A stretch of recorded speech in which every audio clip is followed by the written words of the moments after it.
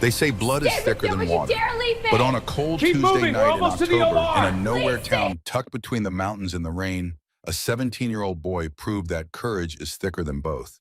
He lay bleeding on the floor of a roadside diner, his life draining out of him in a dark river across the linoleum, because he stepped in front of a girl he had never met before. He did not know her name, he did not know her story, and he certainly did not know that the phone call she made with trembling, blood-slicked hands was not to the police. It was to her father. And by the time the sun crested the ridge over the quiet town of Copperville, Oregon, the police were the least of the town's worries. Because the horizon was not glowing with sunlight, it was glowing with chrome. 200 Iron Saints were coming, and they were not coming to visit. They were coming for war.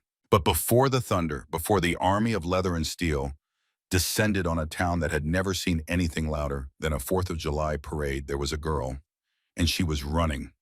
Not running from danger, not yet. She was running from herself.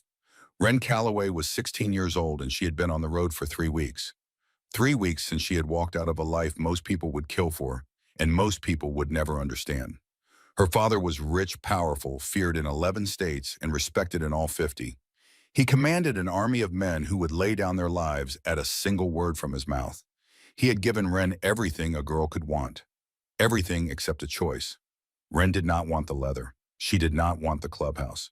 She did not want the armed escorts to school the whispered conversations that stopped when she walked into a room the way grown men twice her size would avert their eyes when she passed. She did not want to be a princess in a kingdom built on gasoline and silence. So she left. She packed a bag, emptied her savings account of $1,400, and caught a Greyhound out of Reno at 4 in the morning while her father slept. She ditched her phone in a trash can in Sacramento. She cut her hair short in a gas station bathroom in Medford. She was going to disappear. She was going to become nobody. But the road had other plans. 3 weeks of cheap motels, cold bus stations, and meals made of vending machine crackers had turned $1,400 into $23. Her clothes smelled like diesel and stale coffee. She had blisters on her feet from boots that were never made for walking. And then, at a Greyhound stop in Portland, she made a mistake that would change everything. She grabbed the wrong bag. It was a simple error. The bags looked identical. Black nylon duffel, no name tag. She slung it over her shoulder and walked off the bus without a second thought. It was not until she was 2 hours south, sitting in the back of a pickup truck, she had hitched a ride in, that she unzipped it and found what was inside. It was not her clothes. It was not her toothbrush and her dog-eared copy of East of Eden. Inside were bundles of cash, thousands of dollars wrapped tight in rubber bands. And beneath the cash, a small black flash drive in a plastic case taped to the lining of the bag. Wren stared at it. Her hands began to shake. She knew with the instinct of a girl who had grown up in the shadow of the outlaw world that she was holding something that could get her killed. She did not plug in the flash drive. She did not count the money. She zipped the bag shut and got out of the truck at the next stop, a gas station in the middle of nowhere. She was going to leave the bag. She was going to walk away. But she could not. Because if someone was looking for this bag, they would trace her. They would find the Greyhound manifest. They would find the pickup driver. And they would find her. The only way to stay safe was to keep moving and figure out what she was carrying so she could figure out how to give it back without ending up in a shallow grave. That was how Wren Calloway ended up in Copperville, Oregon at 11 o'clock on a Tuesday night with a flat tire, $23, a stolen bag full of secrets, and absolutely no one in the world to call. Copperville was the kind of town that existed in the margins. It sat in a valley between 2 ridges of the Cascade foothills, surrounded by dense Douglas fir forests that pressed in on all sides like dark green walls. The main street was 4 blocks long. There was a hardware store, a barber shop, a church, and a bar called the Rusty Nail that closed at 10 on weeknights. The population sign at the edge of town read 2,847, but that was optimistic. Half the houses on the back roads had been empty since the mill closed in 2003. The most exciting thing to happen in Copperville in recent memory was the high school football team making the state quarterfinals 2 years ago. They lost by 31 points, but the town still talked about it like it was the moon landing. Wren's sedan, a $1,500 beater she had bought with cash in Eugene, had blown a tire on Route 9 coming into town. She had limped it into the parking lot of the only place with lights still on. A neon sign buzzed in the rain. Pop's Diner, 24 hours. The H in hours was burned out, giving the sign a lopsided, tired look that matched the building perfectly. She sat in the car for a long time, gripping the steering wheel. The rain was coming down hard now, drumming on the roof, streaking the windshield. Through the smeared glass, she could see the warm yellow glow of the diner interior. A figure moved behind the counter. One customer sat in a booth near the window, an old man with white hair working on a piece of pie. Wren looked at the bag on the passenger seat. She looked at the flat tire. She looked at the $23 in her wallet. Then she pulled the hood of her oversized leather jacket over her head, grabbed the bag, and walked into the diner. The bell above the door chimed with a tired little jingle. The smell hit her first. Burnt coffee, industrial cleaner, and the faint, permanent ghost of bacon grease that had seeped into the walls over decades. The floor was checkered black and white, scuffed and stained. The booths were red vinyl cracked with age. A jukebox sat in the corner, unplugged, gathering dust. Behind the counter stood a boy. He was about her age, maybe a year older. Tall and thin, with shaggy brown hair that fell over his eyes like a curtain he was hiding behind. He wore a stained white apron over a flannel shirt, and he was wiping down the counter with a rag that looked like it needed its own cleaning. His name tag said Micah. Micah Dawson did not look up immediately when the door chimed. He was used to the sound. The occasional trucker, the odd insomniac, the rare lost traveler who wandered in off the interstate. They ordered coffee, they left. Nobody stayed in Copperville on purpose. But when he did look up, something made him pause. The girl who had walked in was not a trucker. She was not a lost tourist. She was young, maybe 16, with short, dark hair that looked like it had been cut in a hurry. She wore a leather jacket that was at least 2 sizes too big for her battered combat boots, and she carried a black duffel bag slung over one shoulder like it weighed 100 pounds. But it was her eyes that stopped him. They were a sharp storm cloud blue, and they moved across the room with a precision that was almost military. She scanned the corners, the exits, the old man in the booth. She clocked everything in 2 seconds flat. Wren slid into a booth near the back, positioning herself so she could see both the front door and the hallway to the restrooms. She set the bag on the seat beside her, one hand resting on it. She did not take off her jacket. Micah walked over with a menu and a glass of water. The menu was laminated and sticky. "What can I get you, Badem?" "Black coffee," Wren said. Her voice was steady but quiet. "And fries if you have them." "We always have fries," Micah said. He paused. She was not looking at him. She was looking at the parking lot through the window, watching the rain.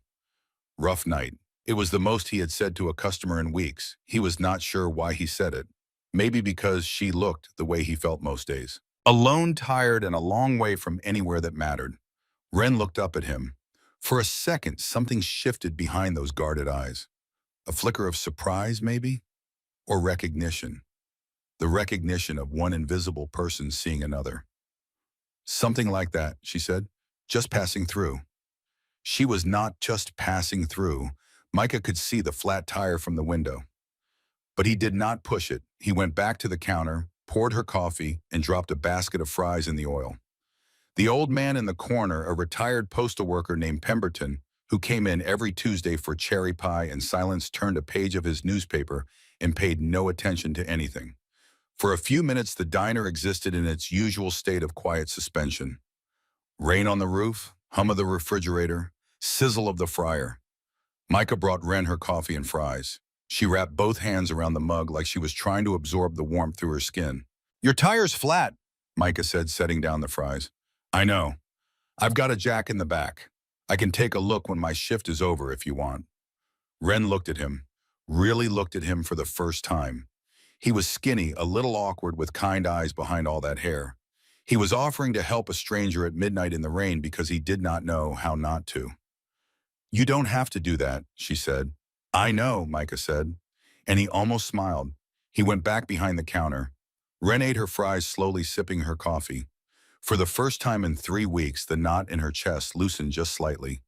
There was something about this place, this sad little diner in this forgotten town, that made her feel like she could breathe. That feeling lasted exactly 4 minutes. The bell above the door chimed again, and the air in the diner changed. It was not a sound. It was a shift, like the barometric pressure dropping before a storm. Wren felt it before she saw it.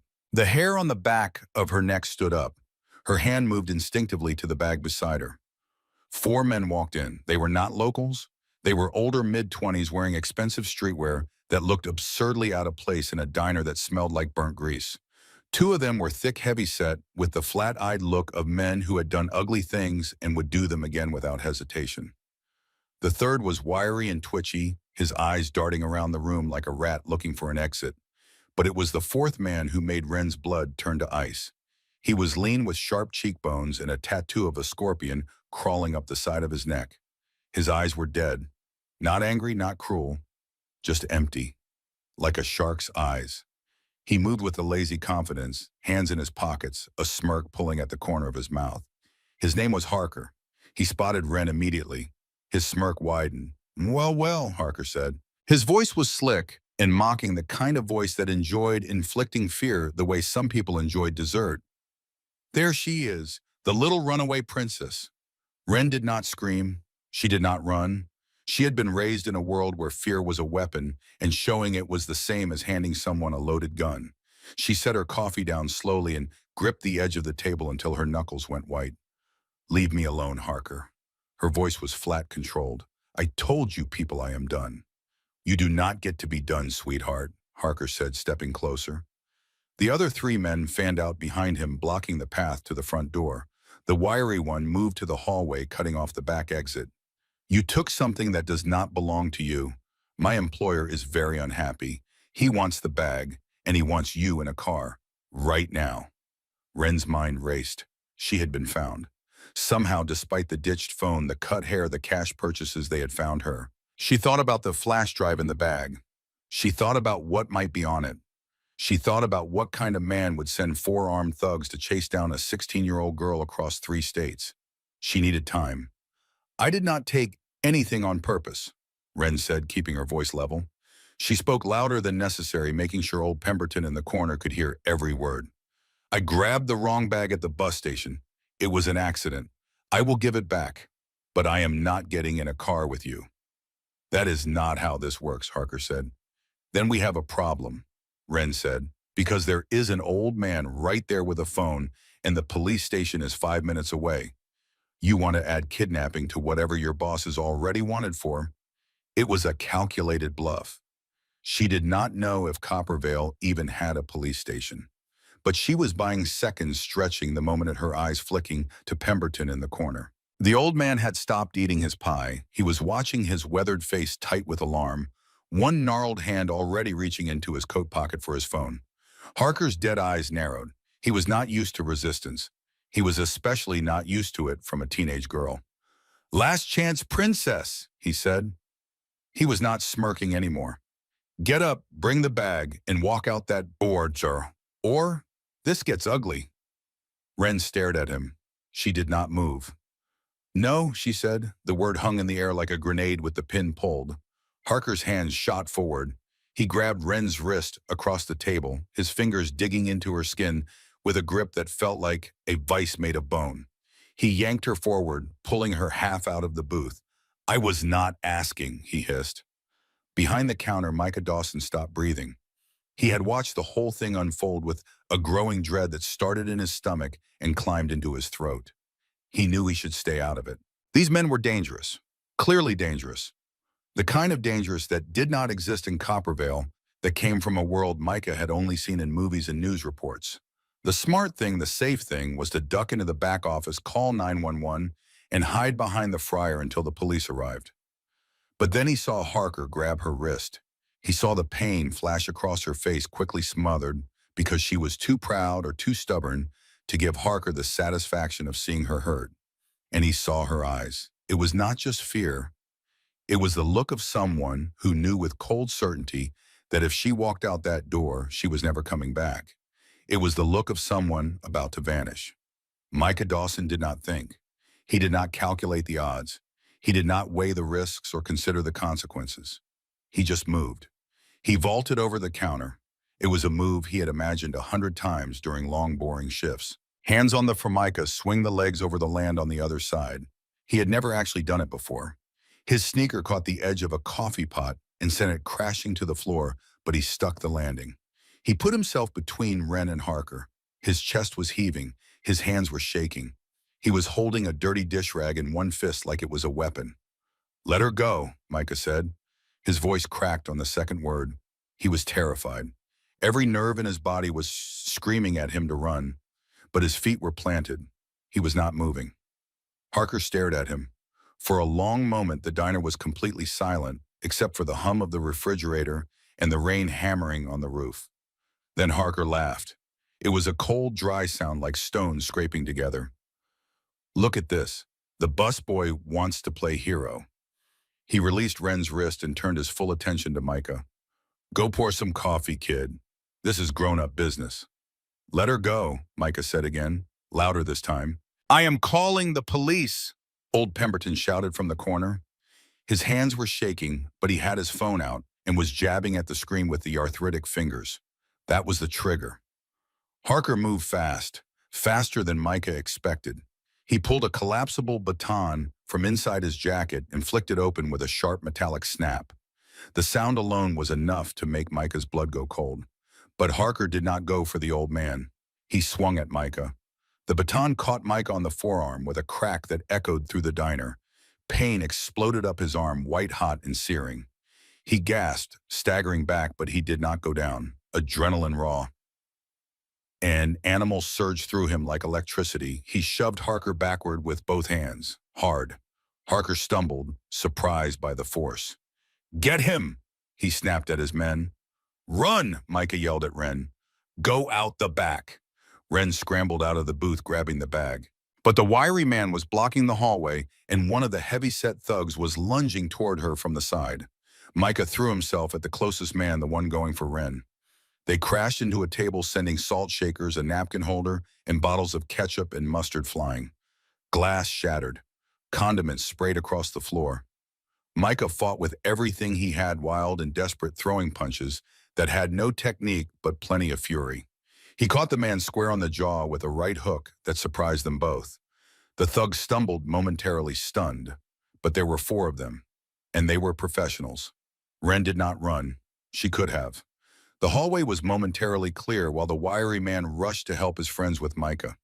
She could have sprinted out the back door into the rain and the dark and disappeared.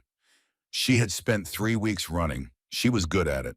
But she watched Micah, this skinny kid she had known for 15 minutes, fighting 3 men twice his size because he could not stand by while someone was taken. He was getting beaten. Badly. A fist caught him in the ribs. A knee drove into his thigh. He kept swinging, kept fighting, but he was losing ground. Ren made a decision. She grabbed the nearest heavy object she could find. A full glass bottle of ketchup, the old-fashioned kind, thick and heavy. She gripped it by the neck, swung it with both hands, and brought it crashing down on the back of the nearest thug's skull. The bottle did not break like in the movies. It connected with a dull, wet thud that vibrated up her arms.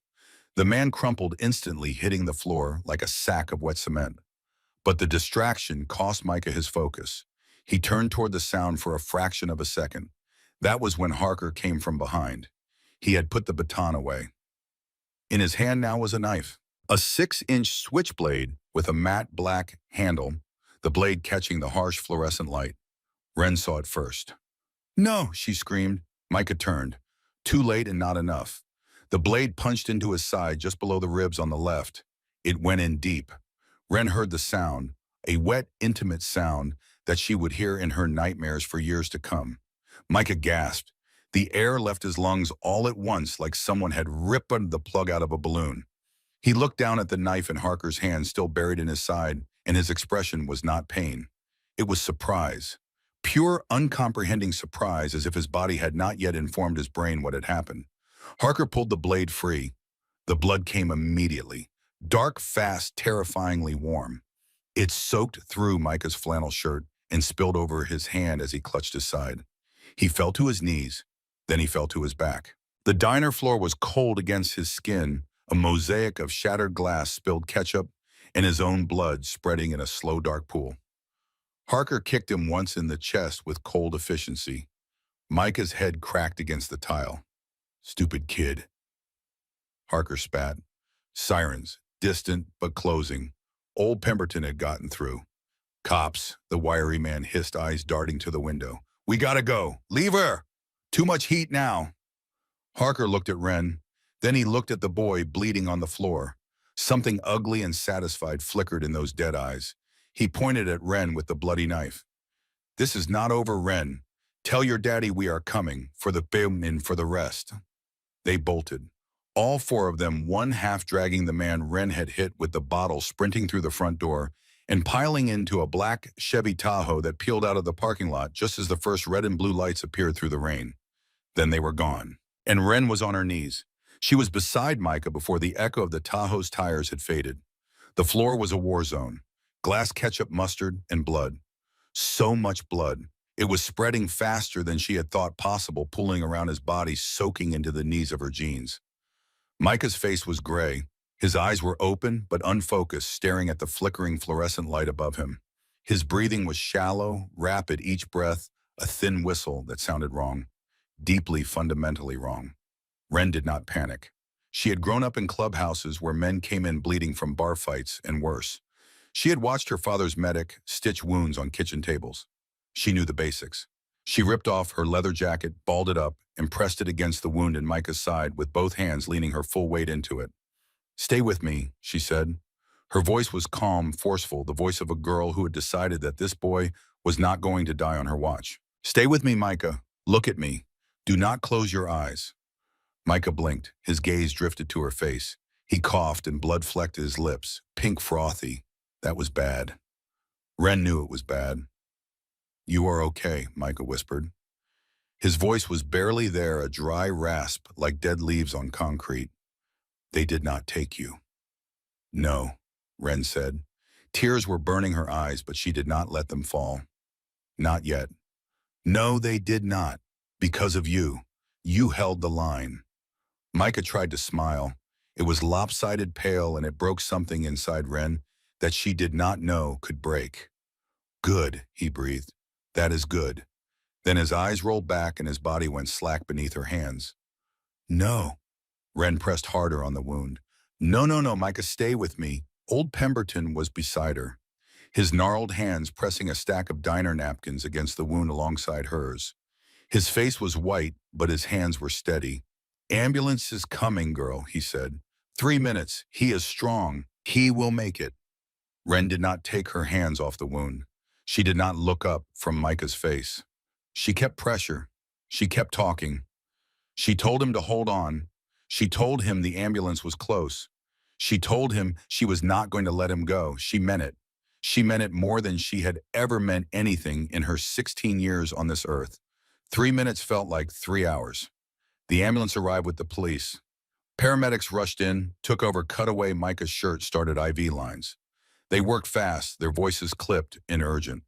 They loaded Micah onto a stretcher and into the back of the ambulance with a speed that told Wren everything she needed to know about how bad it was. When people moved that fast, it meant there was no time to waste. Wren stood in the middle of the ruined diner covered in blood. Micah's blood. Her leather jacket was soaked dark.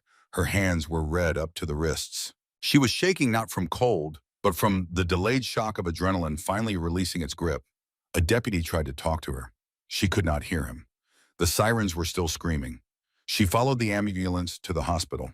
She walked because her car had a flat tire and nobody had thought to offer her a ride. She walked 2 miles in the rain, carrying the black duffel bag over her shoulder, her boots splashing through puddles that reflected the red and blue lights of the patrol cars racing past her toward the diner. She did not feel the rain. She did not feel the cold. She felt only one thing. A burning crystalline resolve that settled into her bones like molten iron cooling into steel. This was her fault, all of it. A boy she had known for 15 minutes was on an operating table because she had walked into his diner carrying a problem she had no right to bring to his door. She could not undo that. She could not take back the knife. But she could make sure it meant something. She could make sure the people who did this answered for it. And she could make sure Micah Dawson did not die in the dark without someone fighting for him the way he had fought for her. The Copperville County Hospital was a small building, 2 stories brick with a parking lot that held maybe 40 cars. It was not equipped for what had just come through its doors. The emergency room had 2 bays. The surgical suite was designed for appendectomies, not knife wounds that had shredded a liver and punctured a diaphragm. Dr. Renner, the lead trauma surgeon, a lean man with silver hair and steady hands, had been pulled from his bed at home. He arrived 9 minutes after Micah, still pulling on his scrubs. The team worked frantically. The knife had lacerated Micah's liver, nicked his diaphragm, and ruptured his spleen. He was losing blood faster than they could replace it. They poured unit after unit into him, but the monitors kept screaming. Ren sat in the waiting room. The fluorescent lights buzzed above her, casting everything in a flat, sterile white. She was still wearing Micah's blood. A nurse had offered her a change of clothes. She had refused. She did not deserve clean clothes, not while he was in there fighting. Detective Corbin found her there. He was a tired-looking man with thinning hair and a nicotine stain on his index finger. He had a notepad and a pen and the carefully neutral expression of a small-town cop who had just been handed something far bigger than his department could handle. "Miss," Corbin said, pulling a chair up beside her, "I need to get a statement. The men who did this, can you tell me who they were?" Ren looked at him. Her eyes were hard. The fear was gone, burned away by the walk in the rain, replaced by something cold and bright and sharp. She knew who Harker was. She knew who he worked for. But she also knew that Corbin, this small-town detective with his notepad and his nicotine habit, could not protect her. He could not protect Micah. He could not handle what was coming.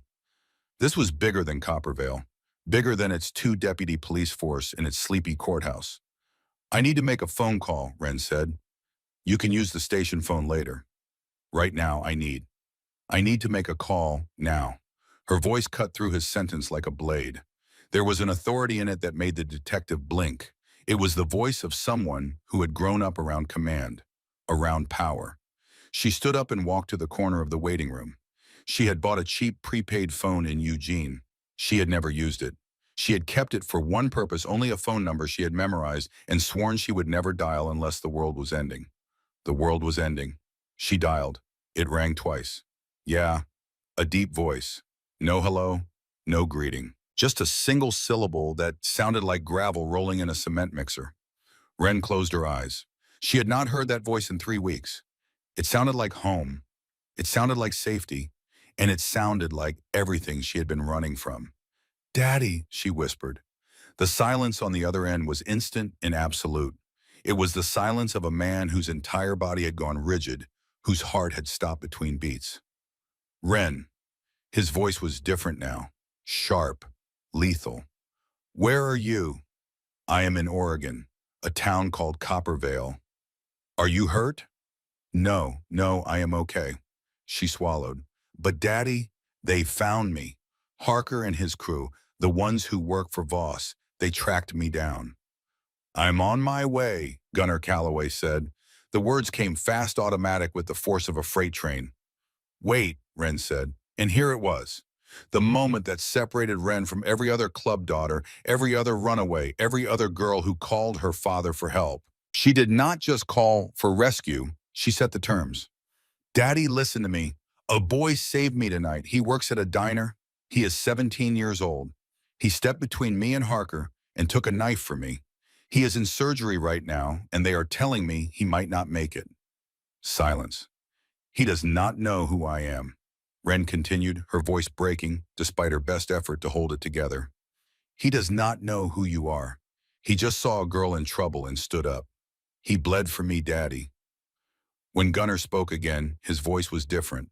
The sharpness was still there, but beneath it was something raw, something ancient. It was the voice of a man who understood sacrifice the way a priest understands prayer. "He stood for you." "Yes." "What is his name?" "Micah. Micah Dawson." "Is he still breathing?" "Barely. They are in surgery now." "You tell the doctors to do everything. You tell them money is no object. You tell them Gunner Calloway is paying every bill." "Okay." And Ren. "Yes, Daddy." "Tell Micah to hold on. We are coming." "Daddy, one thing," Ren said, and this was the part that mattered.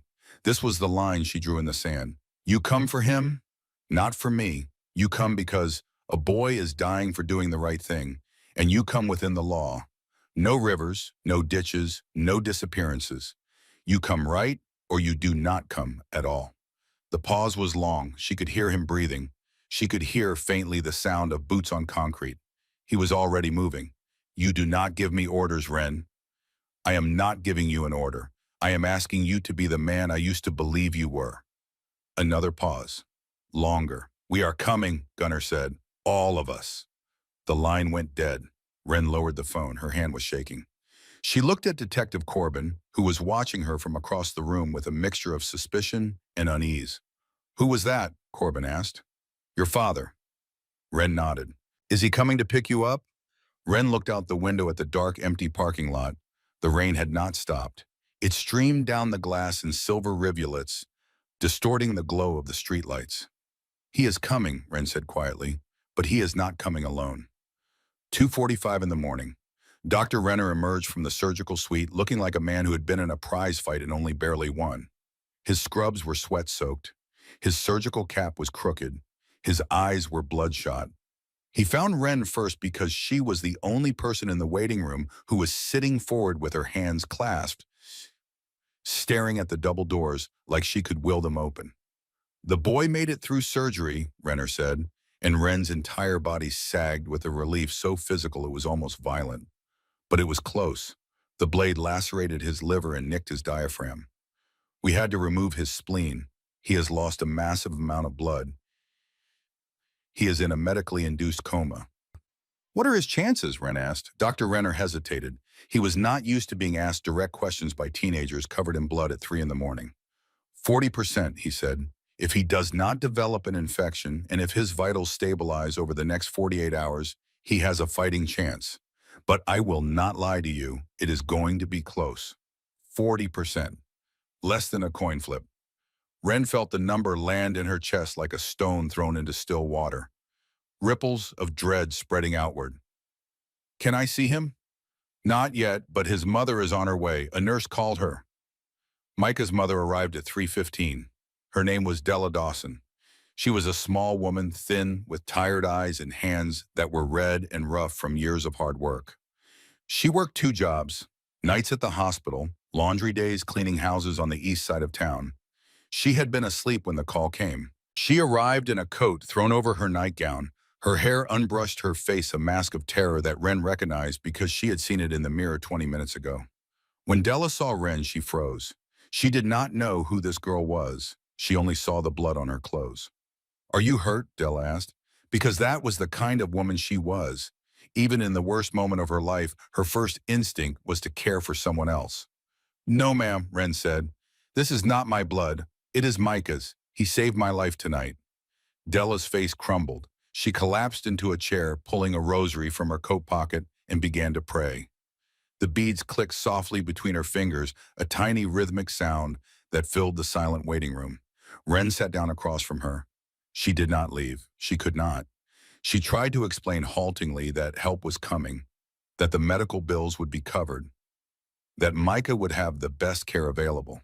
But how do you explain to a terrified mother that a biker army is descending on her town because her son was brave enough to stand up? You do not explain. You just sit with her. You hold the silence. You share the weight. They sat together through the darkest hours of the morning. 2 women strangers bound together by a boy's courage in a pool of blood on a diner floor. Della prayed. Wren watched the clock. The minutes crawled like wounded animals. And outside, beyond the rain, beyond the mountains, beyond the dark ribbon of highway that wound through the Oregon forests, something was building. A vibration, a pulse, like the earth itself was waking up angry. It started around 5:30. The first hint of gray light was touching the eastern sky just enough to separate the mountains from the clouds. Deputy Harris was parked on Route 9, the main highway leading into Copperville. He was drowsy, half asleep in his cruiser, the radar gun in his lap. The night had been chaotic with the stabbing at the diner, but his sergeant had posted him here for the tail end of his shift. Watch for the black Tahoe, they said. It might double back. He was not watching for what came instead. He felt it before he heard it. A tremor. Subtle at first, like a heavy truck passing on a nearby road. The coffee in his cup holder rippled. The rearview mirror vibrated. Harris sat up, rubbing his eyes. Then came the sound. It started low, a drone like a swarm of hornets far away. But it grew. It deepened. It turned into a roar that was not a roar, but a thunder, a rolling, continuous thunder that shook the windows of his cruiser and rattled the fillings in his teeth. V-twin engines. The distinctive syncopated heartbeat of American iron. Not one, not 10, hundreds. Harris looked in his side mirror. His jaw dropped. Cresting the hill 2 miles back, a wall of headlights appeared. They stretched across both lanes of the highway, a phalanx of chrome and steel, moving in perfect formation, three abreast running lights blazing like the eyes of an advancing army. The lead bike was a massive custom Harley Road King, blacked out with ape hanger handlebars, and a rider who looked less like a man and more like a monument. Harris fumbled for his radio. Dispatch. Dispatch, this is Harris on Route 9. We have a situation. Go ahead, Harris. The dispatcher's voice was bored. It was the end of a long night. I have motorcycles, a lot of motorcycles, coming into town. How many 1020? The procession roared past his cruiser. The wind shook his car like a hand shaking a toy. He saw the patches on their backs, the Iron Cross, the Burning Fist, the rockers that read California, Nevada, Montana, Nomad. Dispatch, Harris whispered. There are at least 200. It is the Iron Saints, the whole charter, maybe 3 charters. The radio went silent. By the time the sun fully broke over the ridge, the roar had consumed Copperville. Citizens waking for work peered through their curtains and saw something out of a fever dream. A river of black leather and polished chrome rolling down Main Street, shaking the autumn leaves from the trees, rattling the windows of the hardware store, drowning out the church bells that rang at 6 every morning. They ran the red lights, not recklessly, but with a terrifying coordinated authority. No car dared honk. Traffic pulled to the curb and stopped. Shopkeepers stood in their doorways, mouths open, watching the procession pass like a funeral march for a king. They turned onto Elm Street, toward the hospital. Wren heard them before she saw them. She was standing at the window of the waiting room, her arms wrapped around herself. Della was asleep in the chair behind her, finally claimed by exhaustion. The first light of dawn was coloring the sky in shades of ash and steel. Then the glass began to vibrate. The sound rose from the earth like something alive. A rumble that grew into a growl that grew into a roar that shook the pictures on the waiting room walls. Wren pressed her hand against the window. She felt the vibration through her palm, through her bones. She looked down at the parking lot. They came around the corner in a wave. Row after row of motorcycles, headlights, blazing chrome gleaming in the early light. They filled the parking lot. They spilled onto the street. They lined the sidewalks. 200 machines, 200 men arranged in perfect rows like soldiers on a parade ground. At the front, the massive Road King killed its engine. The silence that followed was deafening, like the moment between lightning and thunder. 200 engines cut out in a wave one after another, the silence spreading through the formation like a held breath. Gunner Ironjaw Calloway dismounted. He was 6'4" with a beard like steel wool and arms thick as oak branches covered in ink that told stories of roads and brotherhood and a life lived outside the lines. He took off his helmet and hung it on the handlebar. He did not look at the security guard who had stumbled out the front door, hand on his holster, looking ready to faint. He walked straight toward the sliding glass doors. Behind him, 200 men dismounted and stood in ranks, silent, arms crossed, waiting. Inside the waiting room, Wren watched her father push through the doors. He filled the room with his presence the way a thunderstorm fills a valley. Nurses froze. An orderly dropped a clipboard. Even the hum of the fluorescent lights seemed to quiet. His eyes found Wren. "Daddy," she said. She did not run to him. She stood her ground because that was what she had promised herself she would do. She would not collapse into his arms like a little girl. Not now. Not after everything she had done to prove she was more than that.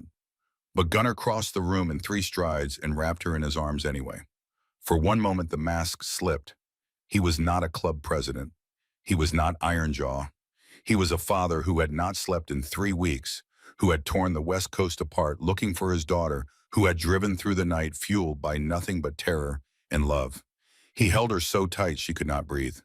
She let him, just for a moment. Then she pulled back. "I am okay," she said, looking up at him with those fierce storm cloud eyes. "But he is not. Room 304. His name is Micah Dawson. 40% chance. His mother is right there." Gunner released Wren. He turned. His eyes found Della Dawson, who had been jolted awake by the noise and was now standing trembling, backed against the wall, clutching her rosary, as if it were the only thing between her and the end of the world. Gunnar walked over to her. The leather of his cut creaked with every step. His boots were heavy on the linoleum. He was a terrifying figure, a mountain of muscle and ink and scars, and Della was shaking so hard the rosary beads were clicking. He stopped in front of her. He slowly removed his sunglasses. His eyes were red-rimmed from the wind and the worry in the long night ride. But they were kind. He went down on one knee. The president of the Iron Saints knelt on the scuffed linoleum floor of a county hospital in front of a cleaning lady in a nightgown.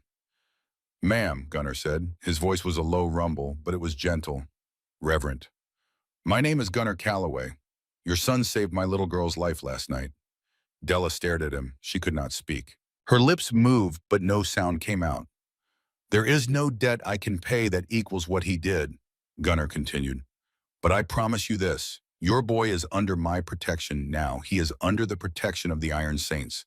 The men who did this to him, we are going to find them." He stood up, and the temperature in the room seemed to drop 10 degrees. "And God help them," Gunnar said, "because the police will not be able to." Wren watched from across the room. She watched her father kneel before a stranger, and she saw something she had not seen in years. She saw the man she used to believe in. The man who built his kingdom not on fear, but on a code. Loyalty earned, debts paid, the weak protected by the strong. She had set the terms, he had met them, so far. But the sun was barely up, and the hardest part was still coming. Because somewhere out there, Harker was running. Somewhere out there, the man who had sent him was planning his next move. And the flash drive in the black duffel bag at Wren's feet was a ticking bomb that nobody in this room, not even her father, fully understood. Wren looked out the window at the sea of chrome and leather gleaming in the morning light. She looked at Della, who was weeping softly into her hands. She looked at the hallway leading to the ICU, where a boy she had known for 15 minutes was fighting for his life. She made a decision. The second of many she would make before this was over. She was done running. She was done hiding. She was done being the girl who grabbed the wrong bag and brought destruction to everyone she touched. She was going to fix this, not her father, not the club, not the police, her. And if Harker and the man he worked for thought a 16-year-old girl was not a threat, they were about to learn the most painful lesson of their lives. The dawn broke fully over Copperville. The town stirred uneasily beneath the weight of 200 silent sentinels, and a secret that was about to crack it open like an earthquake. And in room 304, the cardiac monitor beeped its steady, fragile rhythm, counting the heartbeats of a boy who had stood up when the whole world told him to sit down. The story of what happened next would be told in diners and bars and around fires for decades to come. But it did not begin with the bikers. It did not begin with the club president or the sheriff or the FBI. It began with a girl named Wren who decided she was finished being someone else's tragedy. And the thunder had only just started to roll. By noon, the atmosphere in Copperville had shifted from shock to a kind of suspended animation. The town had not been invaded. Nothing had been broken. No shots had been fired. But the presence of the Iron Saints had settled over Copperville like a fog, thick and silent and impossible to ignore. Shops that should have been open stayed closed. Streets that should have been busy were empty. Children were kept home from school. The town held its breath and waited the way a small animal freezes when it senses a predator nearby. The hospital parking lot was a sea of black iron. 200 motorcycles gleamed in the pale autumn sun, arranged in rows so precise they looked like they had been parked with a ruler. The bikers themselves were everywhere, leaning against walls, sitting on curbs, standing in pairs and trios near the hospital entrance, smoking in the designated areas, speaking in low, disciplined tones. They were not rowdy. They were not drinking. They were not harassing the staff or intimidating the patients. They were waiting, and that silence that controlled purposeful stillness was far more terrifying than any riot could have been. Inside the hospital, Gunnar had not moved from the ICU waiting area. He sat in a plastic chair that looked comically small beneath his massive frame, a monolith of leather and ink against the pastel floral wallpaper. Flint, his sergeant-at-arms, a wiry man, with a shaved head and a scar that ran from his left ear to his chin, stood by the double doors like a sentinel carved from granite. Decker, the vice president, a man whose nickname was ironic because he stood 6'6" and weighed close to 300 pounds, was posted at the end of the hallway near the elevators. Dr. Renner emerged from the ICU at 11:45. He looked like he had aged 10 years overnight. His surgical cap was pulled low, and his eyes were heavy with the particular exhaustion of a man who had spent hours holding a young life together with his hands and his will. He stopped when he saw the wall of leather-clad men. But Gunnar raised a hand, and the men stepped up to it, creating a clear path.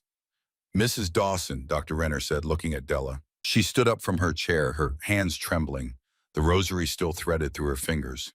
"He made it through the night," Renner said, and the room exhaled. "His vitals have stabilized somewhat, but the next 48 hours are critical.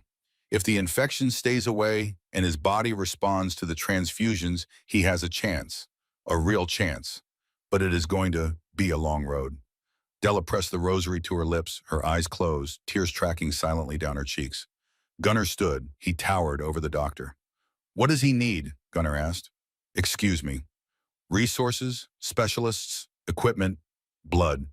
Tell me what he needs. I can have a helicopter here in 20 minutes with anything you ask for." Dr. Renner blinked. He was a small-town surgeon, accustomed to working with what he had not accustomed to being offered unlimited resources by a man who looked like he could bench press the ambulance. "We have what we need for now," Renner said carefully. "But his recovery will be long. Months of rehabilitation, physical therapy, follow-up surgeries possibly." "He will have whatever he needs," Gunnar stated. It was not a request.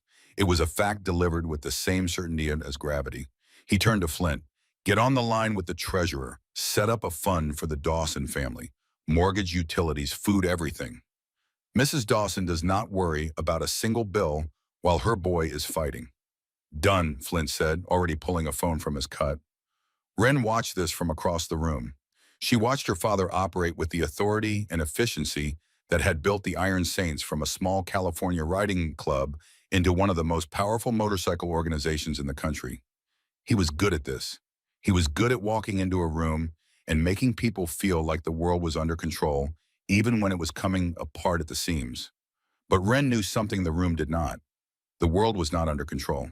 Not even close. Because the flash drive in the black duffel bag at her feet was still a live grenade with the pin half pulled. And until she understood what was on it, none of them were safe. The double doors at the end of the hallway slammed open. Sheriff Earl Haskell marched in like a man who had been building up a full head of steam since dawn and was finally ready to blow. He was flanked by 2 deputies and Detective Corbin. Haskell was a big man, broad-shouldered with a silver buzz cut and a jaw like a cinder block. He was used to being the biggest presence in any room in Copperville. He had held the office for 12 years. He had never had his authority challenged. He did not enjoy the experience. "All right, that is enough," Haskell announced, his voice booming through the hallway. His hand rested near his holster, more out of habit than any real intention to draw. "Mr. Calloway, we need to have a conversation. Right now." Gunnar turned slowly. He did not look intimidated. He looked faintly amused, the way a lion might look at a house cat that had wandered into its territory. "Sheriff, you cannot occupy a municipal building with a private army," Haskell said, his face flushing. "You are scaring the citizens of this town. I want your men out of this parking lot, and I want them out of this county by sundown." Gunnar took a step toward the sheriff. The physical difference was not enormous, but the presence difference was cosmic. Haskell had authority. Gunnar had gravity. "My men are parked legally," Gunnar said, his voice low and even. They are waiting for news on a boy who was nearly murdered. They are not breaking any laws. They are not blocking any roads. They are not threatening any citizens. They are standing in a parking lot, Sheriff. Is that a crime in Copperville?" "This is an active crime scene investigation," Haskell countered, but his voice had lost some of its edge. "And you are interfering." "Interfering?" Gunnar let out a dark chuckle. "Sheriff, if we were interfering, you would know it. We are doing your job for you." "What is that supposed to mean?" "It means," Gunnar said, his voice dropping to a register that made the deputies shift uncomfortably, "that while your department was taking statements and processing the paperwork, 3 of my boys were running the back roads, and they found something." Flint stepped forward. He held up a folded piece of paper. Black 2018 Chevy Tahoe, Flint said. Stolen plates out of Salem, ditched on a logging road off Route 4 near the river. We have eyes on it right now, have not touched it, just watching. Detective Corbin looked at the sheriff. The sheriff looked at Corbin. The silence was damning. How did you find it that fast? Corbin asked, his voice flat. We have more eyes than you do, Gunner said simply, and we are motivated. Now, Sheriff, you can go process that vehicle. You can pull fingerprints. You can run the plates through your system. Or you can stand here and argue with me about parking regulations. Your choice. Sheriff Haskell turned a shade of red that bordered on purple. He knew he was beaten. If these bikers had found the getaway vehicle before his department, it made him look incompetent. And Haskell, for all his bluster, was not a stupid man. He knew when to cut his losses. Corbin, he barked, get a unit out to Route 4. Check that vehicle. He turned back to Gunner. If your men touch anyone in this town, if one hair on one local's head is harmed. We are not here for the locals, Gunner said. We are here for the animals who put a knife in a 17-year-old kid. And once we find them, Sheriff, you are going to wish you had found them first. The police retreated. Haskell's boots were loud and angry on the linoleum.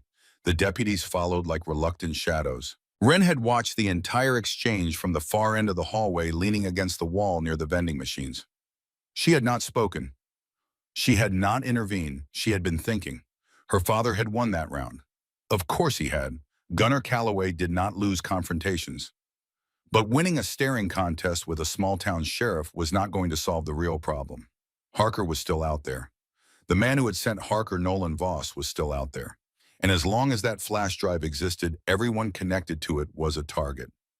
Micah, Della, Wren herself, even the Iron Saints. She needed to know what was on that drive. Wren waited until the hallway was clear. She waited until her father was deep in conversation with Flint and Decker planning the search for Harker. She waited until Della had fallen asleep again in the chair exhaustion, finally winning over grief. Then she picked up the black duffel bag, walked to the hospital's small administrative office on the first floor, and asked a nurse named Ruth if she could borrow a laptop for 30 minutes. Ruth, a middle-aged woman with kind eyes who had been watching the drama unfold all morning, did not ask questions. She logged out of her workstation and left the room. Wren closed the door. She sat down. She unzipped the bag. The cash was still there. She did not count it. She did not care about it. She pulled out the flash drive, the small black rectangle taped to the lining. She peeled off the tape. She held it up to the light. It was unmarked. No label, no branding. She plugged it into the laptop's USB port. The drive contained a single folder. Inside the folder were 3 files. The first was a spreadsheet. The second was a PDF. The third was a video file. Wren opened the spreadsheet first. It took her less than 30 seconds to understand what she was looking at, and when she did, the blood drained from her face. It was a ledger. Dates, names, amounts. Payments made by Nolan Voss to law enforcement officers, city officials, judges, and federal agents across 3 states, Oregon, Washington, and Nevada. The amounts ranged from $5,000 to $200,000. The dates went back 4 years. There were dozens of names. Wren scrolled through the list, her mouth dry. She recognized some of the names from news reports. A state senator, a Port Authority director, a DEA supervisor. Then she stopped scrolling. A name jumped off the screen like a slap. Detective Harold Corbin. Copperville County Sheriff's Department. Monthly payments of $3,000. 4 years running. The last payment was dated 6 days ago. Wren sat back in the chair. The room was spinning. The detective who was investigating Micah's stabbing, the man who had tried to take her statement, the man who was right now processing the Tahoe that the Iron Saints had found was on Nolan Voss's payroll. That meant everything Corbin learned went straight back to Voss. That meant Voss already knew where Wren was. That meant Voss already knew about the Iron Saints. That meant the investigation was compromised from the inside. She kept scrolling. The second name hit even harder. Darren Pruitt. Prospect Iron Saints, MC, Northern Nevada. Chapter. Payments of $10,000 quarterly. 18 months. Wren stared at the name until the letters blurred. She knew Pruitt. He was young, 22, eager, one of the new prospects her father had been grooming for full membership. He had been at the clubhouse in Reno the night she left. He had been one of the men assigned to watch over her. He was the reason Harker had found her. The realization was a physical blow.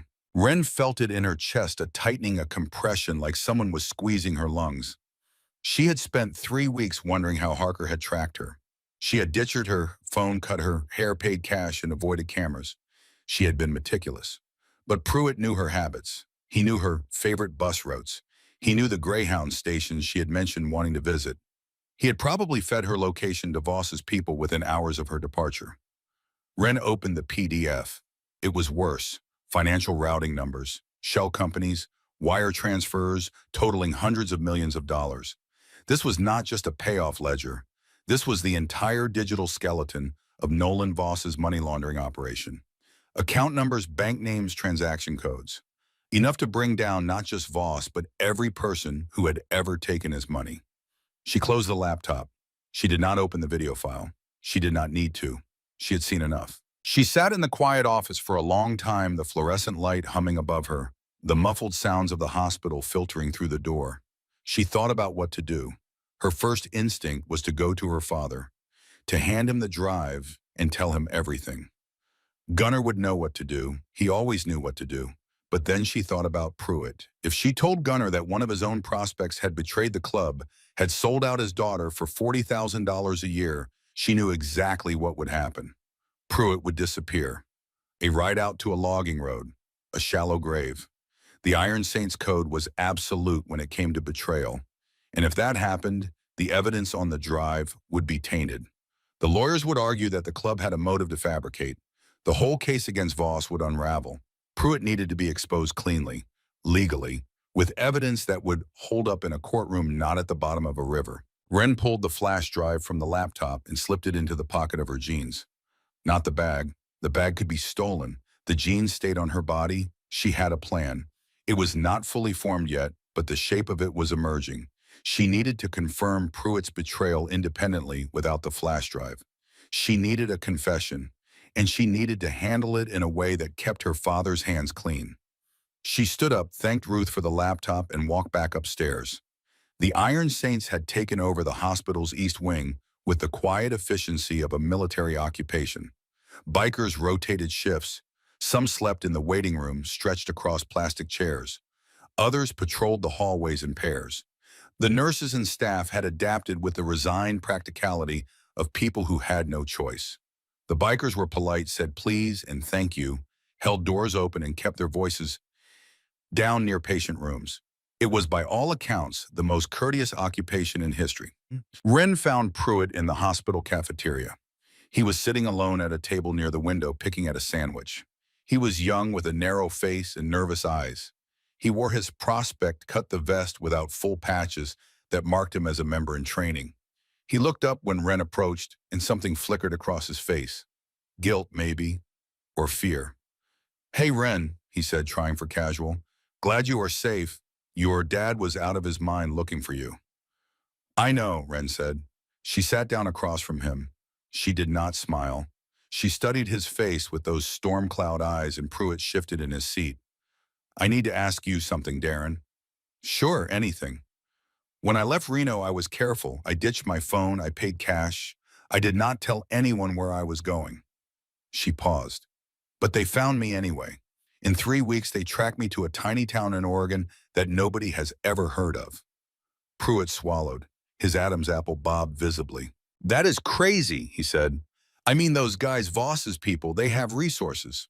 "They do," Wren agreed. "But resources do not explain how they knew I took the Greyhound through Portland. Only someone who knew me would know that. Someone who knew my travel patterns. Someone close." The silence at the table was a living thing. Wren watched Pruitt's hands. They were shaking. Barely perceptible, but she had grown up reading men. She had grown up in rooms where a tremor in a man's hand could mean the difference between a deal and a disaster. "What are you saying?" Pruitt asked. His voice was too high, too thin. "I am saying that someone in the club gave me up," Wren said, "and I think you know who." Pruitt's face went through 3 expressions in 2 seconds. Surprise, denial, and then a crumbling, pathetic terror that confirmed everything Wren already knew. "I did not," he started. Darren. Wren's voice was quiet, but it had a blade in it. A boy is upstairs in a coma because of what happened to me. He is 17 years old. He took a knife in his side because someone told Harker exactly where to find me. If that boy dies, whoever gave up my location is responsible for his death. Not Harker, not Voss, the person who made the phone call. Pruitt's eyes filled with tears, his composure shattered like glass hitting concrete. He put his face in his hands. They said they just wanted the bay, Pruitt whispered through his fingers. They said nobody would get hurt. They said they would grab the bag and let you go. I did not know about the knife. I did not know there would be violence. How much? Wren asked. What? How much did Voss pay you? Pruitt did not answer. He did not need to. The shame on his face was a confession louder than words. 10,000 a quarter, Wren said. 18 months. I know the numbers, Darren. He looked up at her, his face wet, his eyes wide with a terror that went beyond the fear of punishment. He was looking at a 16-year-old girl who knew his secrets and held his life in her hands. Your dad is going to kill me, Pruitt whispered. Maybe, Wren said, if he finds out from someone else, if this comes out in the wrong way. Yes, my father will handle it in the old way, and you know what that means. Pruitt was shaking now, full-body tremors. But I am giving you a choice, Wren said. She pulled her prepaid phone from her pocket and set it on the table between them. You are going to tell me everything, right now, who you talked to when what you told them and how you communicated with Voss's people, and I am going to record it. Every word. And then what? And then I take this recording to Flint. Not to my father, to Flint. And Flint handles it through the club's process. You get voted out. You lose your cut. You walk away. Disgraced but alive. Pruitt stared at her. Why Flint? Why not your dad? Because if I give this to my father, he will not think about process. He will think about his daughter. And I cannot have that. Not tonight, not with everything else that is happening. Pruitt wiped his face with the back of his hand. He looked out the window at the parking lot full of motorcycles. He looked at the phone on the table. He looked at Wren. You are smarter than your old man, he said quietly. I am his daughter, Wren said. Start talking. Pruitt talked for 27 minutes. He told Wren everything. How Voss's people had approached him at a bar in Reno, how they had offered cash for small pieces of information, how it had started with harmless things club schedules, travel routes, and gradually escalated, how he had given them Wren's location 3 days after she left when he overheard another member mention that a gas station camera in Medford had caught someone matching her description. Wren recorded every word. When Pruitt was done, she picked up the phone and stood. Stay here, she told him. Do not talk to anyone. Do not leave this table. If you run, my father will find you, and then there will be no process. There will just be a road and a ditch. Pruitt nodded. He was broken. He sat at that table like a man waiting for his own sentencing, which in a way he was. Wren found Flint in the stairwell on the second floor, standing guard near the ICU entrance. She pulled him aside and played the recording. Flint listened without expression, his scarred face as unreadable as a cliff face. When it was done, he looked at Wren for a long moment. Your father should hear this, Flint said. Not yet, Wren said. My father will go nuclear. I need him focused on finding Harker, not tearing the club apart over a prospect. Handle Pruitt quietly. Take his cut. Put him on a bus. He does not come back. Flint studied her. There was a new respect in his eyes, the grudging acknowledgement of a man who had just watched a 16-year-old outmaneuver a problem that would have caused a club war if handled differently. You are giving me an order, Flint said. I am giving you a suggestion. A strong one. The corner of Flint's mouth twitched, the closest thing to a smile Wren had ever seen on his face. I will handle it, he said, but your father finds out eventually. He always does. I know, but by then the evidence will be clean and the trail will be documented. He can be angry later. Right now, I need him clear. Flint nodded once and disappeared down the stairwell. Wren exhaled. No, one fire extinguished, but the building was still burning. She checked the time. 1:45 in the afternoon. Micah had been in the coma for 14 hours. His vitals were holding according to the nurse who had briefed Della an hour ago. Holding, but fragile. Wren walked back to the ICU waiting area. Della was awake, sitting in her chair, staring at the wall with the hollow gaze of a woman whose entire world had narrowed to the beep of a heart monitor. Wren sat down beside her. "Mrs. Dawson," Wren said softly, "have you eaten anything today?" Della shook her head. "I'm going to get you something from the cafeteria, and when I come back I need to sit with Micah for a while. Is that all right?" Della looked at her. The older woman's eyes were red and swollen, but there was a warmth in them that Wren did not deserve and could not refuse. "You have been here all night," Della said. "You have not left once." "No, ma'am." "Why?" Wren looked at the floor. She looked at her hands, which were finally clean of blood, but still felt marked by it. "Because your son did not leave me," Wren said. "He could have hidden behind the counter. He could have walked away, but he stood up for a girl he did not know. That is the bravest thing I have ever seen in my life, Mrs. Dawson. And I have seen brave men, so the least I can do is sit in a chair." Della reached over and took Wren's hand. She held it tight the way a drowning person holds a rope.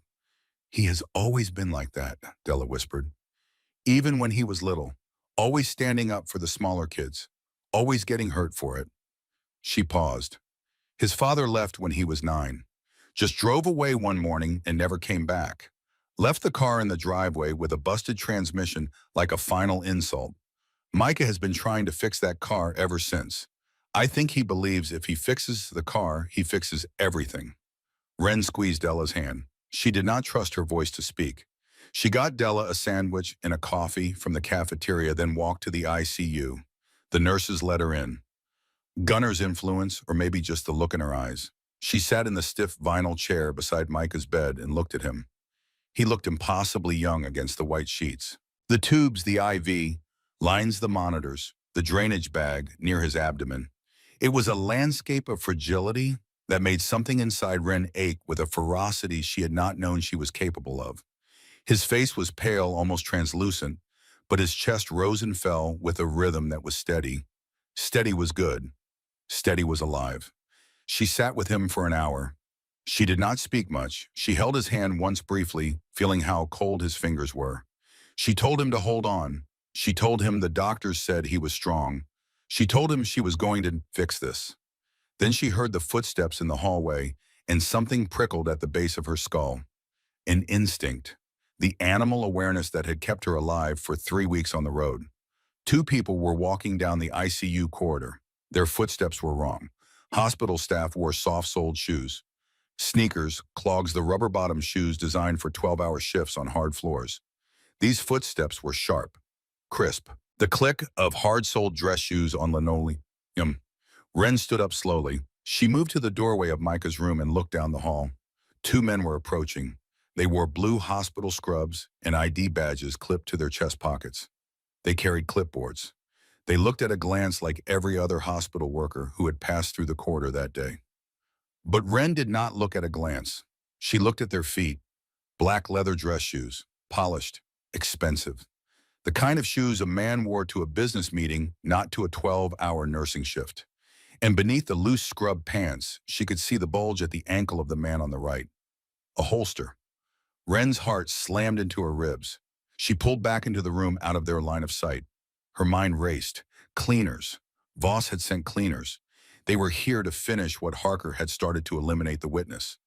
Micah was unconscious, defenseless, connected to machines that could be disconnected in seconds. Wren did not scream. She did not run into the hallway. She pulled out her phone and typed a message to the number Flynn had given her 20 minutes ago. 2 men, fake scrubs, hard shoes, armed, ICU hallway, coming toward room 304. Now, she hit send, then she moved. She crossed the room to Della, who had come in while Wren was sitting with Micah and was now dozing in the corner chair. "Mrs. Dawson," Wren said, shaking the woman's shoulder gently but firmly, "I need you to come with me, right now." Della blinked, confused. What is wrong? Please trust me, we need to step out of the room for a moment. There is a restroom down the hall to the left. I need you to go there and lock the door. Do not come out until I come get you." The urgency in Wren's voice cut through Della's drowsiness. She stood clutching her rosary and moved toward the door. Wren walked with her, positioning herself between Della and the corridor, shielding the older woman from view. "Go now," left then second door on the right. Della went. She was scared, but she moved. Ren turned back to face the hallway. She pulled out her phone and opened the camera. She pressed record. The two men were 15 feet away. They had not noticed the text. They had not noticed Della leaving. They were focused on the room numbers, their eyes scanning the placards beside each door. 301, 302, 303. They reached 304. The one on the left reached for the door handle. "Can I help you?" Ren said. She stepped into the doorway, blocking their path. Her phone was in her hand, the camera facing them, recording. The men froze. Up close, the disguise was even worse. The scrubs were too new, unwashed, still creased from the packaging. The ID badges had stock photos, and their eyes, hard, flat, professionally empty, were nothing like the tired, compassionate eyes of the nurses who had been caring for Micah. "We are here to check the patient's vitals," the one on the right said. His voice was clipped, rehearsed. "His nurse was here 20 minutes ago," Ren said. "His vitals are stable, and you are not on the rotation board. I checked." She had not checked, but they did not know that. The men exchanged a look, a micro-expression, the silent communication of professionals whose cover had been blown. "Step aside, miss," the one on the left said. His hand moved toward his waistband. "I would not do that," Ren said, her voice steady despite the terror clawing at her throat. "Because in about 3 seconds, two very large men are going to come through that stairwell door behind you, and they are not going to ask for your ID." The stairwell door burst open. Decker came through first, and then when a man that size moves at full speed in a confined space, the effect is seismic. Behind him was another Iron Saint, a nomad named Cutler, who was nearly as large and twice as mean. The cleaners reacted instantly. They were trained, disciplined, and they knew when a situation had gone sideways. The one on the right reached for the ankle holster. He never got there. Decker's hand closed around his wrist and twisted. The sound of cartilage popping was audible. The man screamed a short, strangled sound, and Decker slammed him into the wall with enough force to crack the plaster. The second cleaner tried to run. Cutler caught him by the collar of his stolen scrubs and dragged him backward. The clipboard clattered to the floor. A compact pistol fitted with a suppressor slid out of the clipboard's metal clip and skittered across the linoleum. It was over in 8 seconds. No shots fired, no patients disturbed. Just the sound of two men being pressed against the floor by 400 pounds of biker muscle, zip ties being cinched around their wrists, and the quiet click of Ren's phone as she stopped recording. She looked at the video on her screen. Clear, sharp, both men's faces visible, the concealed weapon in frame, timestamp in the corner. Evidence. Ren saved the video, duplicated it, and sent a copy to the prepaid email address she had created that morning. Then she slipped the phone back in her pocket. Flint arrived 30 seconds later, slightly out of breath. He looked at the two men on the floor, then at Ren. "How did you know?" he asked. "Their shoes," Ren said. "Nurses do not wear Italian leather on a 12-hour shift." Flint almost smiled again. "What do you want to do with them?" "Hold them somewhere secure. Do not hurt them. I need them alive and presentable for the police." She paused. "Not Corbin, not the local police. When the time comes, these two go to the FBI." "The FBI?" Flint raised an eyebrow. "Detective Corbin is compromised. He is on Voss's payroll. I have proof." She tapped to her pocket where the flash drive sat. "Everything goes federal or everything falls apart." Flint looked at her for a long moment. He had served under Gunner for 15 years. He had seen men and women from every walk of life, tough and soft, brave and cowardly. But he had never seen anything quite like this. A 16-year-old girl standing in a hospital corridor over two disarmed assassins, calmly dictating the chain of evidence. "Your father needs to know about this," Flint said. "All of it." "I know," Ren said, "and I am going to tell him right now." She found Gunner in the parking lot, standing beside his Road King, talking on a phone. His face was dark, the lines around his eyes deep with tension. When he saw Ren approaching, he ended the call. "We found Harker," Gunner said before she could speak. One of the prospects spotted his driver buying cigarettes at a gas station 3 miles out, followed him to a motel on the edge of town. Blue Ridge Motor Lodge, room 12. 3 men inside. They are laying low, waiting for dark to move. "I know about Harker," Ren said, "but we have a bigger problem." She told him. All of it. The flash drive, the ledger, the payments, Corbin, the cleaners in the hospital now zip-tied in a storage room. She told him about Pruitt, about the confession, about Flint handling the removal. She did not tell him gently. She told him like a field commander delivering a situational briefing. Facts, clear, unadorned. Gunnar listened without interrupting. His face went through a transformation that Wren had seen before, the slow, tectonic shift from calm to fury. When she mentioned Pruitt, a vein in his temple began to pulse. When she mentioned the cleaners in the hospital, his hands closed into fists that looked like sledgehammers. When she finished, the silence between them was a canyon. Pruitt, Gunnar said. The single word carried enough venom to kill. Flint is handling it. By the book. Pruitt is already gone. He should be in the ground. And if he were, the flash drive evidence would be compromised. Every lawyer Voss hires would argue the data was fabricated by a club with a grudge. Pruitt walking away clean keeps the evidence clean. Gunnar stared at his daughter. The fury was still there, roiling beneath the surface like magma beneath stone. But something else was there too. Recognition. He was seeing her maybe for the first time, not as his little girl, not as the princess of the Iron Saints, but as a strategist, a leader. You handled this, he said slowly.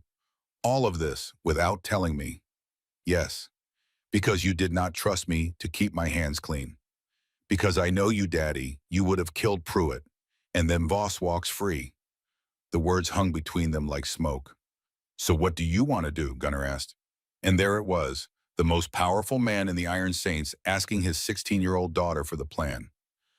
Harker is the key, Wren said. He is the link between Voss and the knife in Micah's side. Right now, Voss does not know we have the flash drive. He thinks Harker failed to get it. He is desperate. He will be sending more people, more cleaners. We cannot play defense forever. So we go on offense, Gunnar said. Yes, but not your way. We use Harker. We make him call Voss. We tell Voss that Harker has the girl and the bag. We tell him to come personally to collect. And when he does, we hand him to the FBI with the flash drive taped to his chest. Gunnar was quiet for a long time. He looked at the rows of motorcycles gleaming in the afternoon light. He looked at the hospital where a boy was fighting for his life. He looked at his daughter standing before him with blood still under her fingernails in a plan that was colder and more calculated than anything his war council had ever produced. Micah did not stab anyone, Wren said, and her voice cracked for the first time since the parking lot conversation began. He did not pull a gun. He did not threaten anyone. He just stood up. He stood up, Daddy. And if you go out there and beat Harker to death or throw Voss in a river, you are betraying is everything that boy represents. You are proving that the only answer to violence is more violence. And that is not why I called you. Gunnar looked at his daughter. His eyes were wet. He would deny it later, would blame it on the wind and the road dust. But in that moment, in the pale autumn light of a hospital parking lot in a town nobody had ever heard of, the president of the Iron Saints had tears in his eyes. Where, he asked. The old sawmill off Route 4 past the river. Flint mentioned it when he was scouting the back roads for the Tahoe. It is abandoned, isolated, big enough to set a trap. The nomads can position themselves in the catwalks and behind the machinery. When Voss shows up, we light him up not with guns, with floodlights. Blind his team. Overwhelm them. Restrain them. And then we call the real law. And if Voss does not come personally, he will. He has to. The flash drive has enough to put him away for life. He cannot trust anyone else to retrieve it. He has to see it destroyed with his own eyes. Gunnar studied her face. He was looking for doubt, for hesitation, for the cracks that would tell him she was in over her head. He did not find them. When, he asked. Tonight. Harker makes the call at sundown.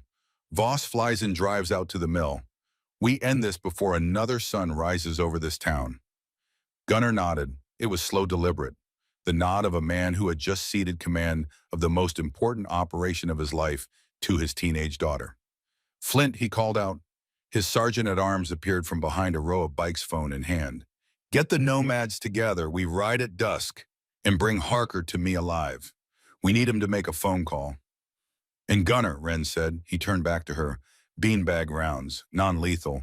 Everyone goes home breathing. Everyone goes to prison, not to the morgue. Gunnar exhaled through his nose. It was the sound of a bull being told to stand down. Every instinct in his body was screaming for blood. But his daughter was standing in front of him, asking for justice instead of vengeance. And somewhere above them, behind a window on the second floor, a boy who had never thrown a punch in anger and was teaching them all what real courage looked like. Non-lethal, Gunnar repeated. Fine. But if they shoot first, we finish it. Fair, Wren said. Gunnar turned and walked toward the hospital entrance, barking orders into his phone. Flint fell into step beside him. Decker brought up the rear. The machine was moving. Wren stood alone in the parking lot for a moment. The autumn wind pulled at her short hair. The sun was beginning its long descent toward the western ridge, painting the sky in shades of amber and steel. In a few hours it would be dark. She looked up at the second floor, room 304. She could see the faint blue glow of the cardiac monitor through the window. Hold on, Micah, she whispered. I am going to finish this. She turned and walked back into the hospital. She had a trap to build. The sun dipped below the tree line at 6:17 that evening, and the shadows of the Douglas firs stretched across Copperville like long dark fingers reaching for the town. The temperature dropped fast. The rain had stopped, but the air was raw, carrying the smell of wet pine and cold stone. At 6:45, Flint and 4 nomads brought Harker to the hospital basement. They had taken the motel room 30 minutes earlier, a swift, silent breach that had lasted less than 15 seconds. Harker and his 2 remaining men were bound, gagged, and transported in a dry cleaning van that left no trace. The motel room was wiped clean. Harker sat in a folding chair in the basement storage room, his face swollen, his scorpion tattoo distorted by a bruise that ran from his cheekbone to his jaw. His dead shark eyes were alive now, for the first time flickering with something that looked very much like fear. Wren walked in. She pulled up a chair and sat across from him. Hello, Harker, she said. He spat on the floor. You're Daddy's little errand girl now. No, Wren said calmly. I am the one who decides what happens to you. My daddy wanted to drive you to the river and let the current sort it out. I talked him out of it. You should be grateful. Harker's eyes narrowed. Here is what is going to happen, Wren said. You are going to call Nolan Voss. You are going to tell him that you have me and you have the bag. You are going to tell him that the biker situation is under control, but that the highways are being watched by the police, so he needs to come to you. You are going to give him the address of the old sawmill off Route 4, and you are going to sound convincing. And if I do not, then I hand the flash drive to the FBI tonight. Your name is on it, Harker, 6 payments totaling $80,000. You are not just a hired hand. You are a co-conspirator. Without Voss here to cut a deal, the full weight falls on you. 25 to life federal. Harker stared at her. The calculation behind his eyes was almost visible, gears turning, options, narrowing, exits closing one by one. If I do this, Harker said slowly, what happens to me? You go to jail, but you go as a cooperating witness, not a primary defendant. The difference is 15 years. Your daddy agreed to this. My daddy does what I tell him tonight. Make the call, Harker. It is the smartest move you have left. Harker looked at the door where Decker's shadow filled the frame. He looked at the concrete walls. He looked at the girl sitting across from him with the eyes of a storm and the composure of a general. He made the call. It lasted 90 seconds. His voice was steady, almost professional. He told Voss that the girl was secured, that the bag was intact, that the biker club had been handled through the local police, and that the mill off Route 4 was the safest extraction point. Midnight. Voss agreed. His voice on the speaker was thin, impatient, the voice of a man who was used to problems being solved before they reached his desk. He would be there with his team. He wanted the drive. He wanted confirmation that every loose end was tied. Wren ended the call. Thank you, Harker, she said, standing up. For the first time in your life, you just did the right thing. She walked out of the room. In the hallway, Gunnar was waiting. He had heard everything through the door. Midnight, Wren said. Midnight, Gunnar repeated. They looked at each other. Father and daughter. The lion in the storm. I am coming with you, Wren said. No. I am coming, Daddy. This is my plan, my evidence, my responsibility. I started this, and I am going to be there when it ends. Gunnar opened his mouth to argue, then closed it. He had been arguing with Wren since she was 4 years old and had never won. He was not going to start winning now. You stay in the van, he said. You do not enter the building. You do not put yourself in the line of fire. I will be on the catwalk, Ren said. Above the floor, out of range. I control the lights. When I give the signal, the floodlights go on and your nomads move. That is my position. Gunnar shook his head slowly, but there was pride in his eyes. A deep, aching pride that mingled with the fear every father feels when he realizes his child has become something stronger than he ever imagined. You are too much like me, he said. No, Daddy, Ren said. I am better. She turned and walked toward the stairwell, already running the logistics in her head. The sawmill, the catwalks, the floodlights, the positions, the timing. The trap was set, the bait was laid, and in 6 hours the man who had ordered a hit on a 16-year-old girl over a stolen bag was going to walk into a ruin in the Oregon darkness and discover that the girl he had underestimated was the most dangerous person in the room. The night was coming, and Ren Calloway was ready for it. The old Copperville sawmill sat on a high bluff overlooking the Deschutes River fork, a skeletal ruin of rusted corrugated metal and rotting timber that had been slowly surrendering to the Oregon elements since the logging industry collapsed in the late 90s. The main warehouse was a vast cathedral-like space, 2 stories of open floor beneath a lattice of steel catwalks and overhead beams. The roof was half gone, stripped by decades of winter storms, letting in the sky. What remained was a patchwork of corrugated panels and naked rafters, a cage of iron bones open to the night.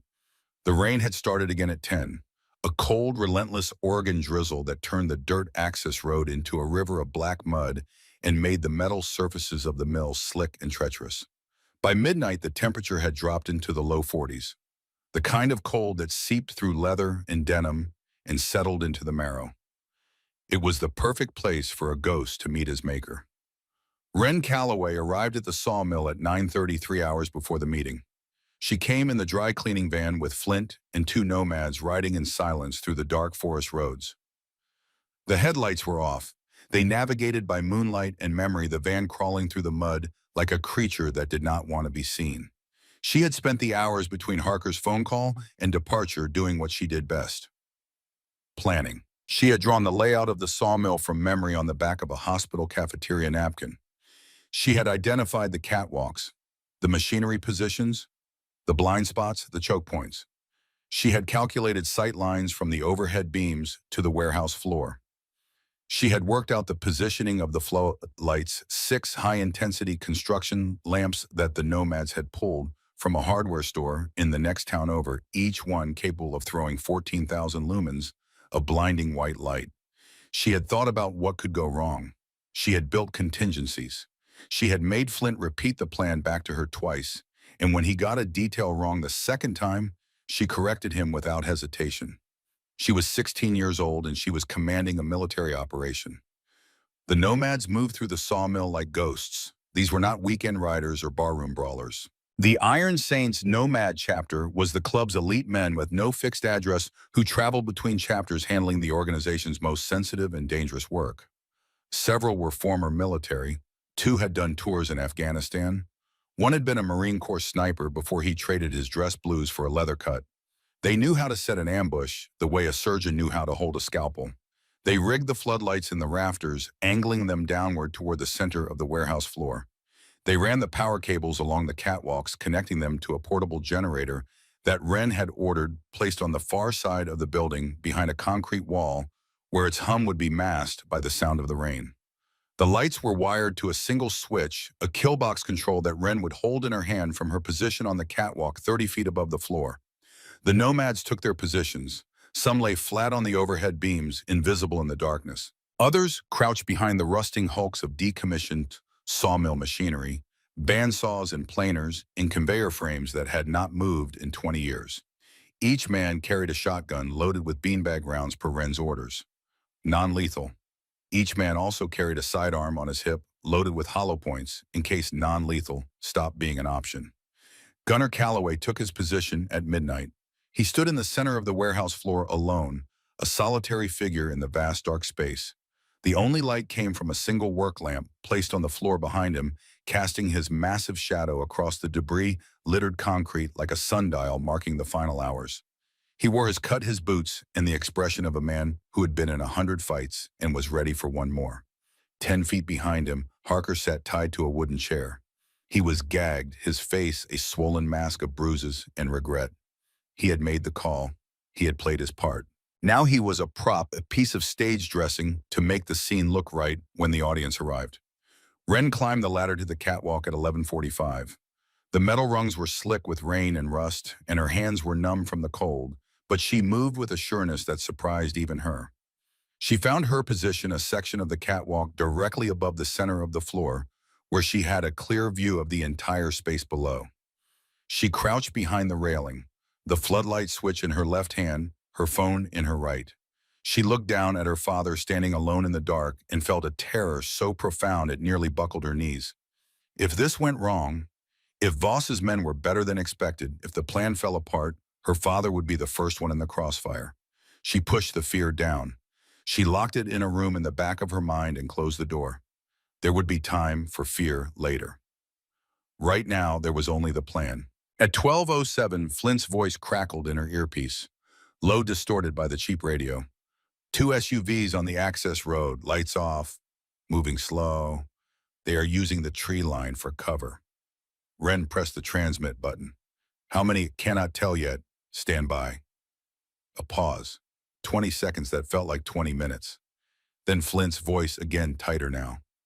2 black Cadillac Escalades. Armored. I can see the reinforced glass from here. These are not streetcars, Wren. These are military grade. Wren's stomach dropped. Armored SUVs meant Voss had brought a serious team. This was not a pickup crew. This was an extraction force. Hold positions, Wren whispered into the radio. Nobody moves until I say. The 2 Escalades rolled into the warehouse through the main loading bay door, their tires crunching softly on the broken concrete. They moved like hearses, dark and deliberate, their engines barely audible above the rain. They stopped 20 yards from where Gunner stood, forming a V-shape, the headlights off, but the parking lights casting a faint amber glow. The engines died. Silence. Rain on metal. The drip of water through the broken roof. Gunner's breathing steady and slow, the metronome of a man who had long ago made peace with the possibility of his own death. The doors opened. 6 men stepped out. They were not street criminals. They were not hired muscle. They moved with fluid, lethal economies, spreading out instantly, checking corners, scanning the darkness with the practiced efficiency of men who had cleared rooms in war zones. They wore tactical vests over dark clothing and carried suppressed carbines held at the low ready. Night vision goggles sat atop their heads, ready to be pulled down. Wren watched from above, her pulse hammering in her ears. These were private military contractors. Mercenaries. The kind of men that corporations and cartels kept on retainer for situations that required precision violence. 6 of them. She had planned for 4, maybe 5. Then the passenger door of the lead Escalade opened, and Nolan Voss stepped out. He was a disappointing figure for a man who had caused so much destruction. Small, slight, wearing a charcoal wool overcoat that probably cost more than Della Dawson made in 6 months. He had thin hands, wire-rimmed glasses, and the fastidious, impatient manner of a man who was accustomed to delegating unpleasantness. He held a black umbrella over his head, shielding himself from the leaks in the roof, fussy and precise, even in a ruin. He scanned the warehouse. He saw Harker tied to the chair, slumped and silent. He saw Gunner standing tall in the center of the floor, unmoving arms crossed. He did not see the girl. "You are not Harker," Voss said. His voice was calm, almost bored, the voice of a man who viewed the world as a series of transactions, some of which were merely more inconvenient than others. "Harker is indisposed," Gunner replied. His voice echoed in the vast space like the rumble of a distant engine. "I am the father." Voss sighed. He checked his cuticles as if this were a minor scheduling conflict. "The biker. I was hoping to avoid this. It is all so theatrical." He gestured to his men with a lazy wave of his hand, the way someone might gesture to a waiter. "Kill him. Find the girl. Find the drive. Burn the building. I have a flight to catch." The 6 mercenaries raised their rifles in unison. The air hummed with the tension of imminent violence. 6 red laser sights appeared on Gunner's chest, converging into a cluster of lethal light over his heart. Wren's hand tightened on the switch. "Now," she said into the radio. She threw the switch. The warehouse exploded with light. 6 high-intensity flood lamps blazed to life simultaneously, turning the dark cathedral of rust and timber into a blinding white inferno. 14,000 lumens per lamp, 84,000 lumens total, all of it directed downward at the warehouse floor where the mercenaries stood. The effect was instantaneous and devastating. The mercenaries, whose eyes had been adjusted to the near-total darkness for the last several minutes, were hit with a wall of light that was physically painful. Two of them stumbled backward, hands flying to their faces. One dropped to a knee, his rifle swinging wildly. The night vision goggles still perched atop their heads, but catching the reflected glare turned into instruments of additional disorientation. At the same moment the nomads moved. They did not drop from the rafters like action movie heroes. They came from behind the machinery, from the shadows along the walls, from positions that the mercenaries had not been able to check because Ren had placed the floodlights to create specific blind spots. They came fast and hard, shotguns leveled, closing the distance before the mercenaries could recover. Two beanbag rounds hit the nearest mercenary in the chest. The impact was massive, 200 grams of lead shot in a fabric pouch traveling at 300 feet per second. He went down hard, his rifle flying from his hands, the wind knocked out of him so completely that he could not even scream. A second mercenary went down the same way, hit from the side by a nomad who had been lying behind a conveyor frame for 2 hours without moving. But the remaining four were faster than Ren had anticipated. These were combat veterans, men who had been ambushed before, men whose training kicked in even through the shock and the light. They adapted in seconds. Two of them dropped behind the armored escalades, using the vehicles as cover, and began returning fire. Not blind panic fire. Controlled aimed bursts directed at the muzzle flashes of the nomads' shotguns. The suppressed carbines made a sound like angry whispers. Rounds punched into the machinery, sparking off metal, sending shards of rust and debris flying through the air. One round hit the concrete pillar 6 inches from a nomad's head. Another shattered a floodlight, cutting the illumination by a sixth and creating a pocket of shadow near the loading bay. Ren pressed herself flat against the catwalk, grating, her heart slamming against her ribs. This was not going according to plan. The beanbag rounds were supposed to take them all down in the first 5 seconds. The mercenaries were supposed to be disoriented, overwhelmed, finished before they could organize a response. Instead, they were fighting back. Below her, Gunnar was moving. The moment the lights came on, he had dropped to one knee and rolled behind a stack of old timber pallets. He was big, but he was fast when he needed to be, and 30 years of bar fights and back alley brawls had given him an instinct for combat that no amount of training could match. A mercenary came around the side of the Escalade, rifle up, sweeping for targets. He spotted Gunnar behind the pallets and swung the barrel toward him. Gunnar did not wait. He charged. It was not tactical. It was not sophisticated. It was a 240-pound man propelled by fury and adrenaline, closing a 10-foot gap in less than a second. He lowered his shoulder and hit the mercenary like a freight train. The man flew backward into the side of the Escalade with a sound like a car wreck, the armored panel denting inward, his rifle spinning away into the dark. But the impact cost Gunnar. The mercenary, even as he was being slammed into the vehicle, managed to fire. A single round from the suppressed carbine caught Gunnar in the left shoulder.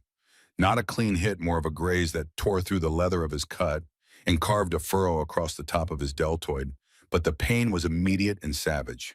Gunnar roared, "Aramar!"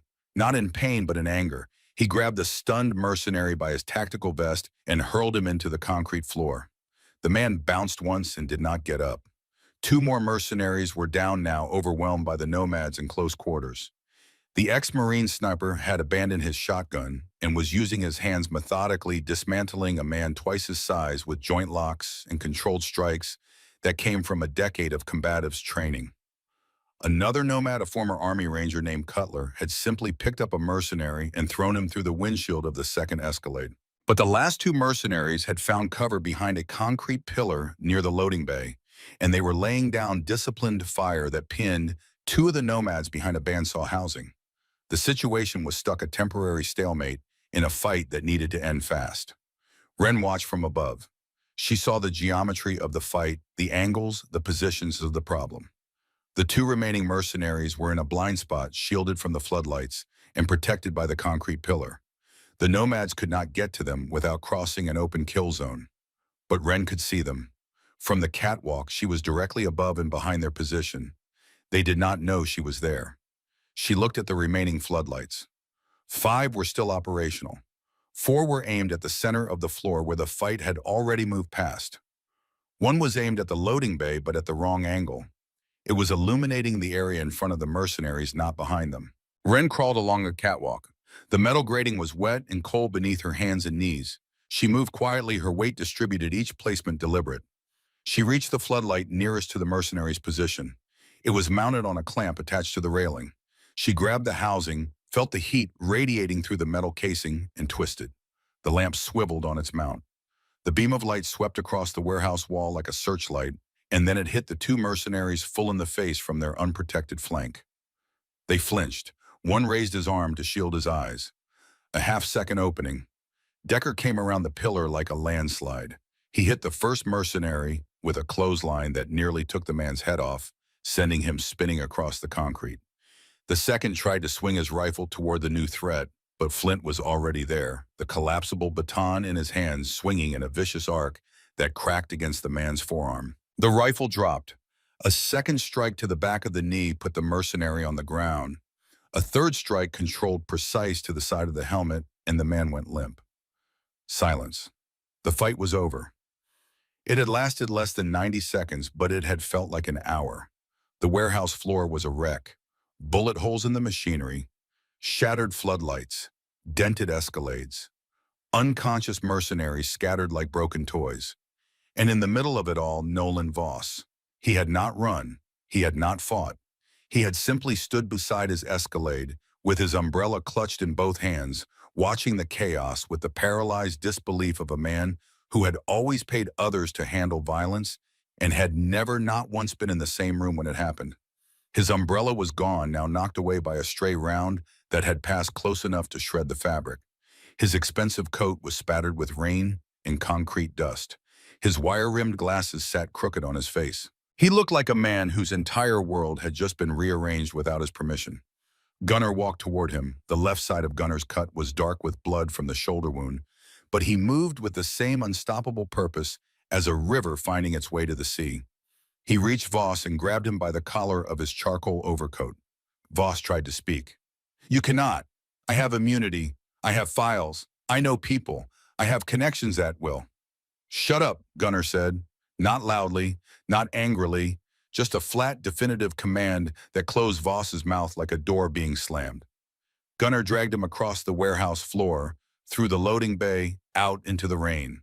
The bluff overlooked the river, and the sound of the water swollen by days of rain was a constant churning roar far below. The drop was 80 feet, maybe more. The current was fast, dark, and merciless. Gunnar pushed Voss to the edge. The smaller man stumbled, nearly going over. He caught himself, arms pinwheeling, and looked down at the black water rushing below. "Please," Voss said. The word came out thin and high-stripped of every pretense, every layer of sophistication and power. It was the naked sound of a man who had finally encountered something his money could not fix. "Please, I can pay you. Anything. Name a price." Flint appeared at Gunnar's side. He looked at the river, then at Voss, then at Gunnar. His scarred face was unreadable in the rain. "River is deep," Flint said quietly. "Current is fast. Nobody would ever find him." Gunnar stood at the edge of the bluff, rain streaming down his face, blood running down his arm, and looked at the man who had sent killers after his daughter. The man who had ordered a 16-year-old girl brought in or killed over a flash drive. The man whose greed and paranoia had put a knife in the side of a 17-year-old kid who was guilty of nothing except courage. He thought about the river. He thought about how easy it would be. One push, a short fall, the cold water and the current would do the rest. No body, no trial, no lawyers, no appeals. Just gravity and the river and the rain washing everything clean. The old Gunnar would have done it. The man he had been 5 years ago, 10 years ago, would not have hesitated. The code of the outlaw was simple. Blood for blood. The books balanced with a body. But then he heard the footsteps on the metal stairway behind him. Light footsteps, quick and sure, descending from the catwalk. Ren appeared at the edge of the loading bay. She was soaked, her short hair plastered to her forehead, her face pale in the rain. She had a cut on her palm from the floodlight housing, and blood was running between her fingers, mixing with the rainwater.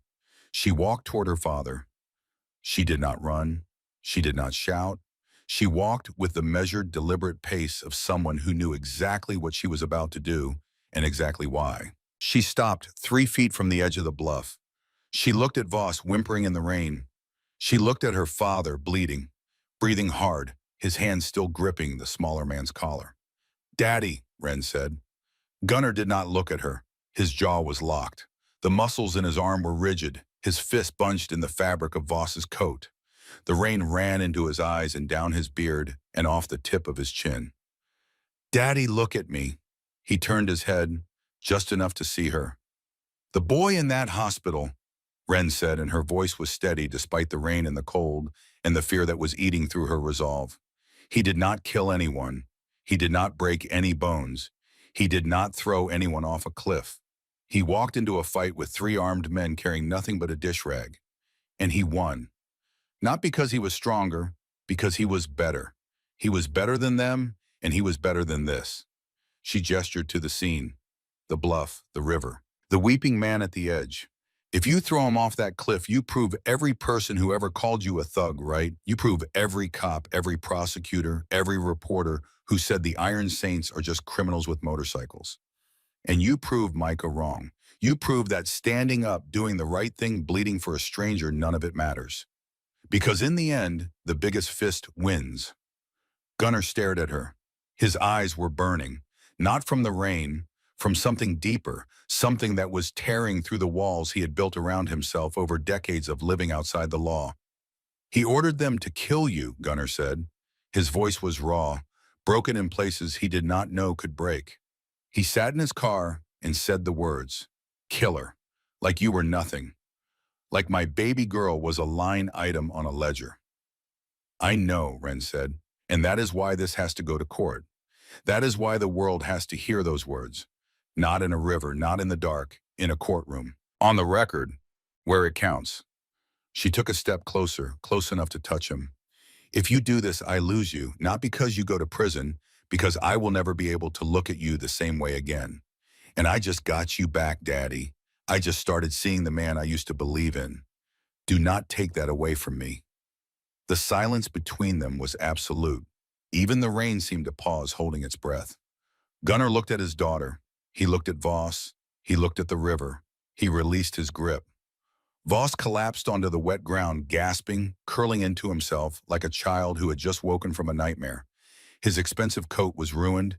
His glasses were gone, fallen into the mud. He was weeping without sound, his body shaking. Gunnar stepped back from the edge. He turned away from the river and faced his daughter. The rain ran between them like a curtain. "Call the sheriff," Gunnar said.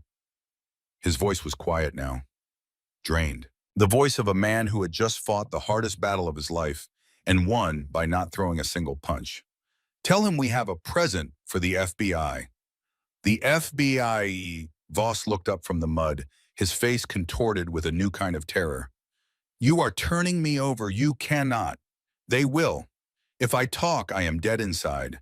Every contact, every connection. You should have thought about that before you sent killers after a child," Ren said, looking down at him. "You are going to federal prison, Mr. Voss, and I am going to make sure every piece of evidence on that flash drive follows you through the door. Every bribe, every payment, every name. The prosecutors are going to build a case so airtight that your lawyers will retire out of embarrassment." She pulled the flash drive from her pocket.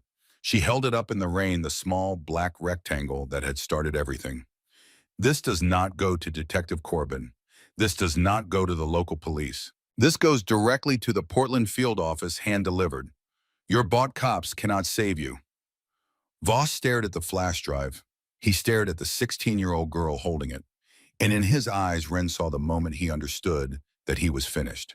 Not because of the bikers, not because of the guns, but because a girl he had dismissed as a loose end had outmaneuvered him at every turn.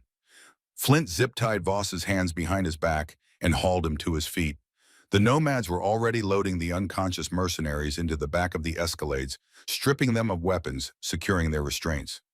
"Mount up," Gunnar ordered. "We leave the trash for the garbage men." Ren pulled out her phone and dialed a number she had found through the hospital's internet connection that afternoon. The Portland FBI field office's 24-hour tip line. "This is Ren Calloway," she said when the line picked up. "I have information regarding a federal money laundering operation run by a man named Nolan Voss. I have a flash drive containing 4 years of payment records, bank routing numbers, and a list of compromised law enforcement officers in 3 states. I also have Nolan Voss himself, along with 6 of his private military contractors, restrained at the old sawmill off Route 4 in Copperville, Oregon. I would suggest you send a team, quickly." She gave them the coordinates, answered 3 questions, and hung up. The nomads vanished into the night on silent engines. The van disappeared down the back road. By the time Sheriff Haskell and the state police arrived at the sawmill, followed 30 minutes later by 2 black SUVs from the FBI's Portland office, the warehouse was empty of Iron Saints. All that remained were 6 zip-tied mercenaries lined up on their knees, a battered Harker still tied to his chair, and Nolan Voss sitting in the mud with a flash drive taped to his forehead with duct tape. Ren's idea. She thought it added a certain poetic symmetry. The drive back to the hospital was quiet. Ren sat in the van, her head leaning against the cold metal wall, her eyes closed. The adrenaline was draining out of her body like water from a cracked vessel, leaving behind an exhaustion so complete it felt like her bones were dissolving. Gunnar sat across from her. His shoulder had been field dressed by Flint, wrapped tight in gauze and medical tape. It would need stitches, but he had refused to go to the hospital until he was sure Ren was safe. "You were right," Gunnar said into the darkness of the van. His voice was barely audible above the engine. Ren opened her eyes. "About all of it," he continued. "Pruitt, Corbin, the plan, the river." He paused. "About Micah, about what he represents." Ren did not respond. She was too tired for words. "I have spent my whole life living by a code," Gunnar said.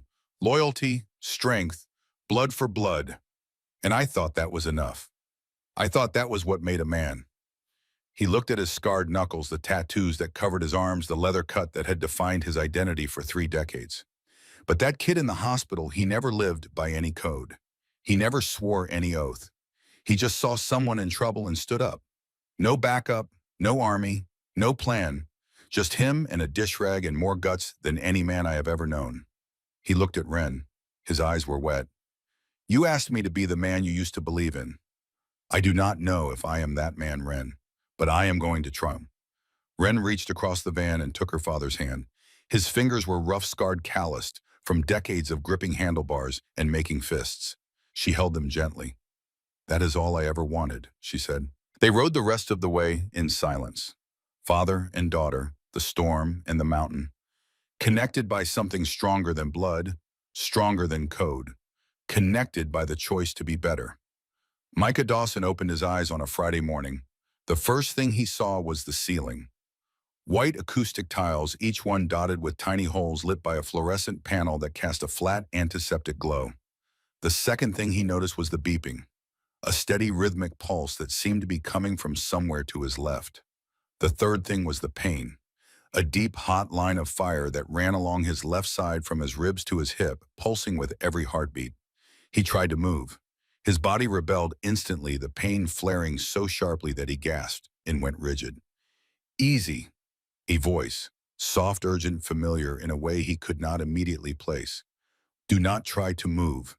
You have got about 40 stitches and a missing spleen. The doctor said you are supposed to lie still for at least another week." Micah blinked. He turned his head slowly, carefully, and saw her. Ren was sitting on the wide windowsill, one knee pulled to her chest. She looked different from the girl who had walked into the diner 4 nights ago. The oversized leather jacket laundered by one of the nurses, but still carrying a faint shadow of rust brown that no amount of detergent could fully erase, was draped over a chair. She wore a gray hoodie instead, soft and worn. Her face was clean, her short hair pulled back, and her eyes, those storm cloud blue eyes, were fixed on him with an intensity that made the room feel very small. "You are okay," Micah said. It was not a question. It was the first thing his brain produced, the thought that had been frozen in place since the moment the world went dark on the diner floor. "Yes, Micah," Ren said. She smiled, and it was the first genuine, unguarded smile she had allowed herself in weeks. "I am okay. Because of you." "Did I win, Fly?" Micah asked. His voice was a dry crackle, and it hurt to speak, but the corner of his mouth turned up. Ren let out a breath that was half laugh, half sob. You won. You held the line. And the cavalry came. They were gone, Micah. Harker, Voss, all of them. The FBI has them. It is over. Good, Micah whispered. His eyes drifted shut for a moment, the morphine pulling at him. That is good. Mom, another voice said, warm, breaking with emotion. Micah opened his eyes again. His mother was there. Della stood beside the bed, her hands pressed to her mouth, tears streaming down her face. She had not slept in 4 days, had barely eaten, had worn a path in the linoleum between the waiting room and the ICU. But in this moment, with her son's eyes open and focused, she looked like a woman who had just witnessed a resurrection. Hey, Mom, Micah said. Della collapsed forward, wrapping her arms around him as gently as she could, pressing her face into his shoulder, her body shaking with sobs that she had held back through days of terror and prayer. My boy, she whispered. My brave, stupid, wonderful boy. Micah winced at the pressure on his side, but did not complain. He held his mother with his free arm, the one that was not connected to an IV drip, and let her cry. After a while, the door to the room opened. The air shifted the way it always did when Gunnar Calloway entered a space. Not because he was loud, because he was a force and forces did not need to announce themselves. He was not wearing his cut today. He wore a dark t-shirt that strained across his broad chest and heavy denim jeans. His left arm was in a sling, the shoulder wound bandaged beneath the fabric. But he could not hide what he was. He filled the doorway like a wall. His beard was the color of iron filings. His arms were mapped with ink that told decades of stories. He carried a motorcycle helmet in one hand and held a small paper bag in the other. Micah's eyes widened as he took in the man. He had never seen anyone like this in Copperville. This man looked like something the wilderness had carved out of granite and sent to deliver a message. You are him, Micah rasped. The dad. I am, Gunnar said. His voice was quiet, almost reverent, as if he were entering a church. He walked to the bedside, his boots making barely a sound on the floor. He looked down at Micah and saw the bandages, the tubes, the fragility of a 17-year-old kid who worked at a diner. Gunnar had led men into conflicts for 20 years. He had seen hard men, enforcers, soldiers, but he had never seen anything like this boy. This kid was not tough the way Gunnar's world defined tough. He was something rarer, something better. Gunnar extended a hand. It was massive, engulfing Micah's completely. But he did not squeeze. He held the boy's hand with a gentleness that seemed impossible for a man that size. You saved my world, son, Gunnar said. His voice was thick with an emotion he had spent a lifetime suppressing. There are not words for that. There is not enough money in the world to pay for that. You gave me back my daughter. Micah looked at the big man, feeling the calluses on his palm. I just could not let them take her, he murmured. He had a knife. She was scared. It was not right. No, Gunnar agreed. It was not right, and most men would have run. Most men would have hid. You stood up. He released Micah's hand and reached into his pocket. He pulled out a set of car keys and placed them on the bedside table. My boys went by your house, Gunnar said. We saw the Taurus in the driveway. Transmission was shot. Head gasket was blown. Micah winced. Yeah, I was saving up. It is fixed, Gunnar said. New transmission, new engine, new paint. We even fixed the AC. It runs better than the day it rolled off the lot. Micah stared at him. Then Gunnar reached into his other pocket and pulled out a second set of keys. Heavier. The key fob bore the silver shield of Harley-Davidson.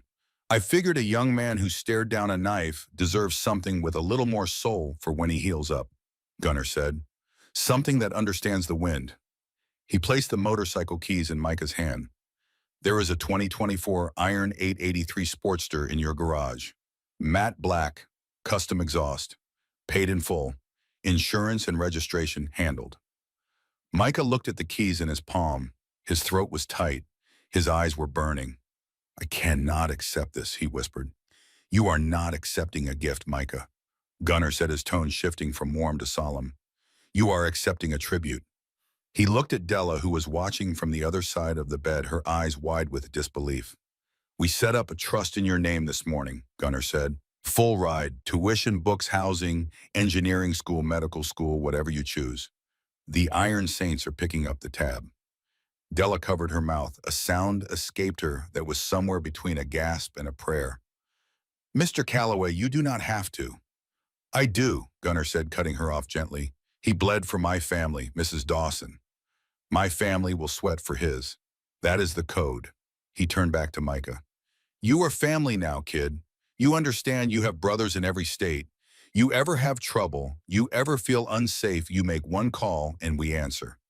Micah looked at his mother. She was radiant, her exhaustion and grief transformed into a pride so fierce it seemed to fill the room with light. He looked at Wren, who was watching from the windowsill with a smile that reached her eyes for the first time since they had met. For the first time in his life, Micah Dawson, the invisible boy from Copperville, the background character in his own town, felt seen. He felt valued. He felt like he mattered. Thank you, Micah whispered. Gunner stepped back. He gave the boy a sharp, respectful nod. The kind of commanding officer gives a soldier who has proved himself under fire. No, Gunner said. Thank you. He turned and walked toward the door. He paused in the frame, looked back at Wren, and something passed between them. A question asked and answered without words. Then he walked out, his boots heavy on the linoleum, leaving the door open behind him. Wren sat with Micah for a while after Gunner left. Della had gone to call her sister to share the good news, to cry happy tears into a phone in the hallway. The room was quiet except for the beep of the monitor and the distant rumble of 200 engines beginning to stir in the parking lot below. They are leaving, Micah asked, looking toward the window.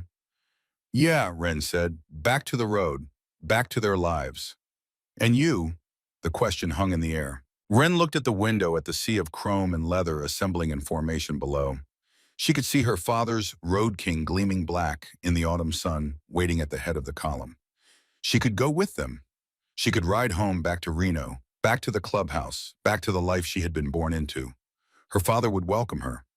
The club would celebrate. She would be the president's daughter again, shielded, protected, untouchable. Or she could choose something else. I am not going with them, Wren said quietly. Micah looked at her. I am going to stay here for a while. Help your mom while you recover. Get my feet under me.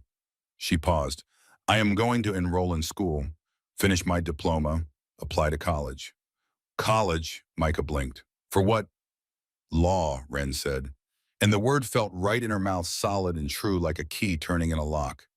I spent my whole life watching people solve problems with fists and money and fear. I want to learn how to solve them with words, with evidence, with the law.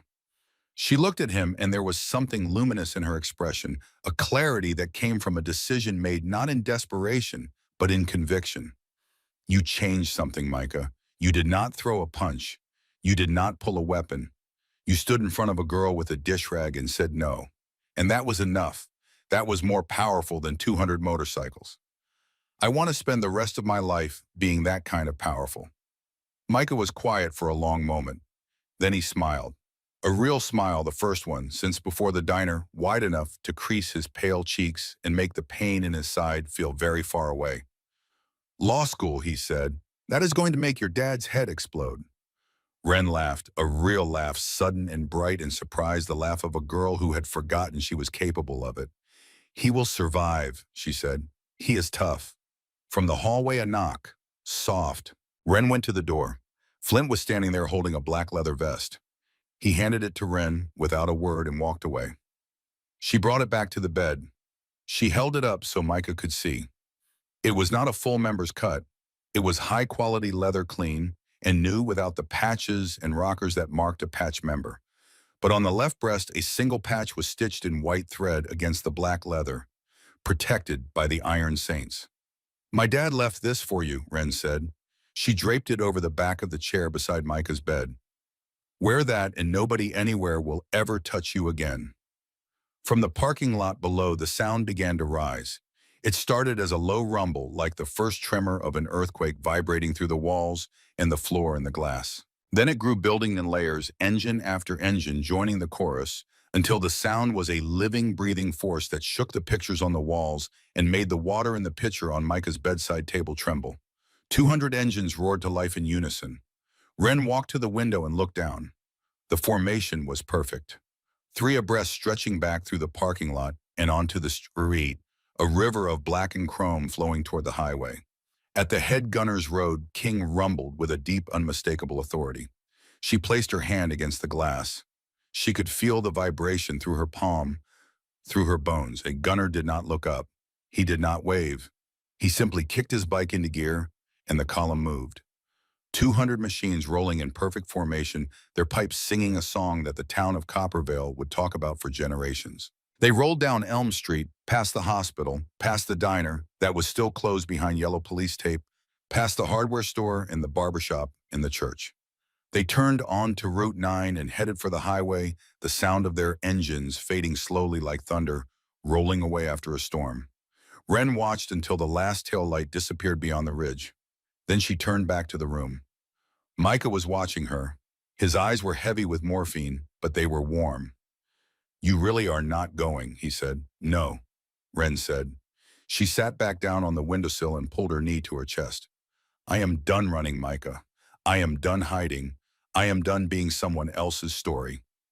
She looked out the window at the empty road, at the quiet town settling back into its ordinary rhythm, at the Poema October sun, climbing above the ridge and spilling golden light across the valley.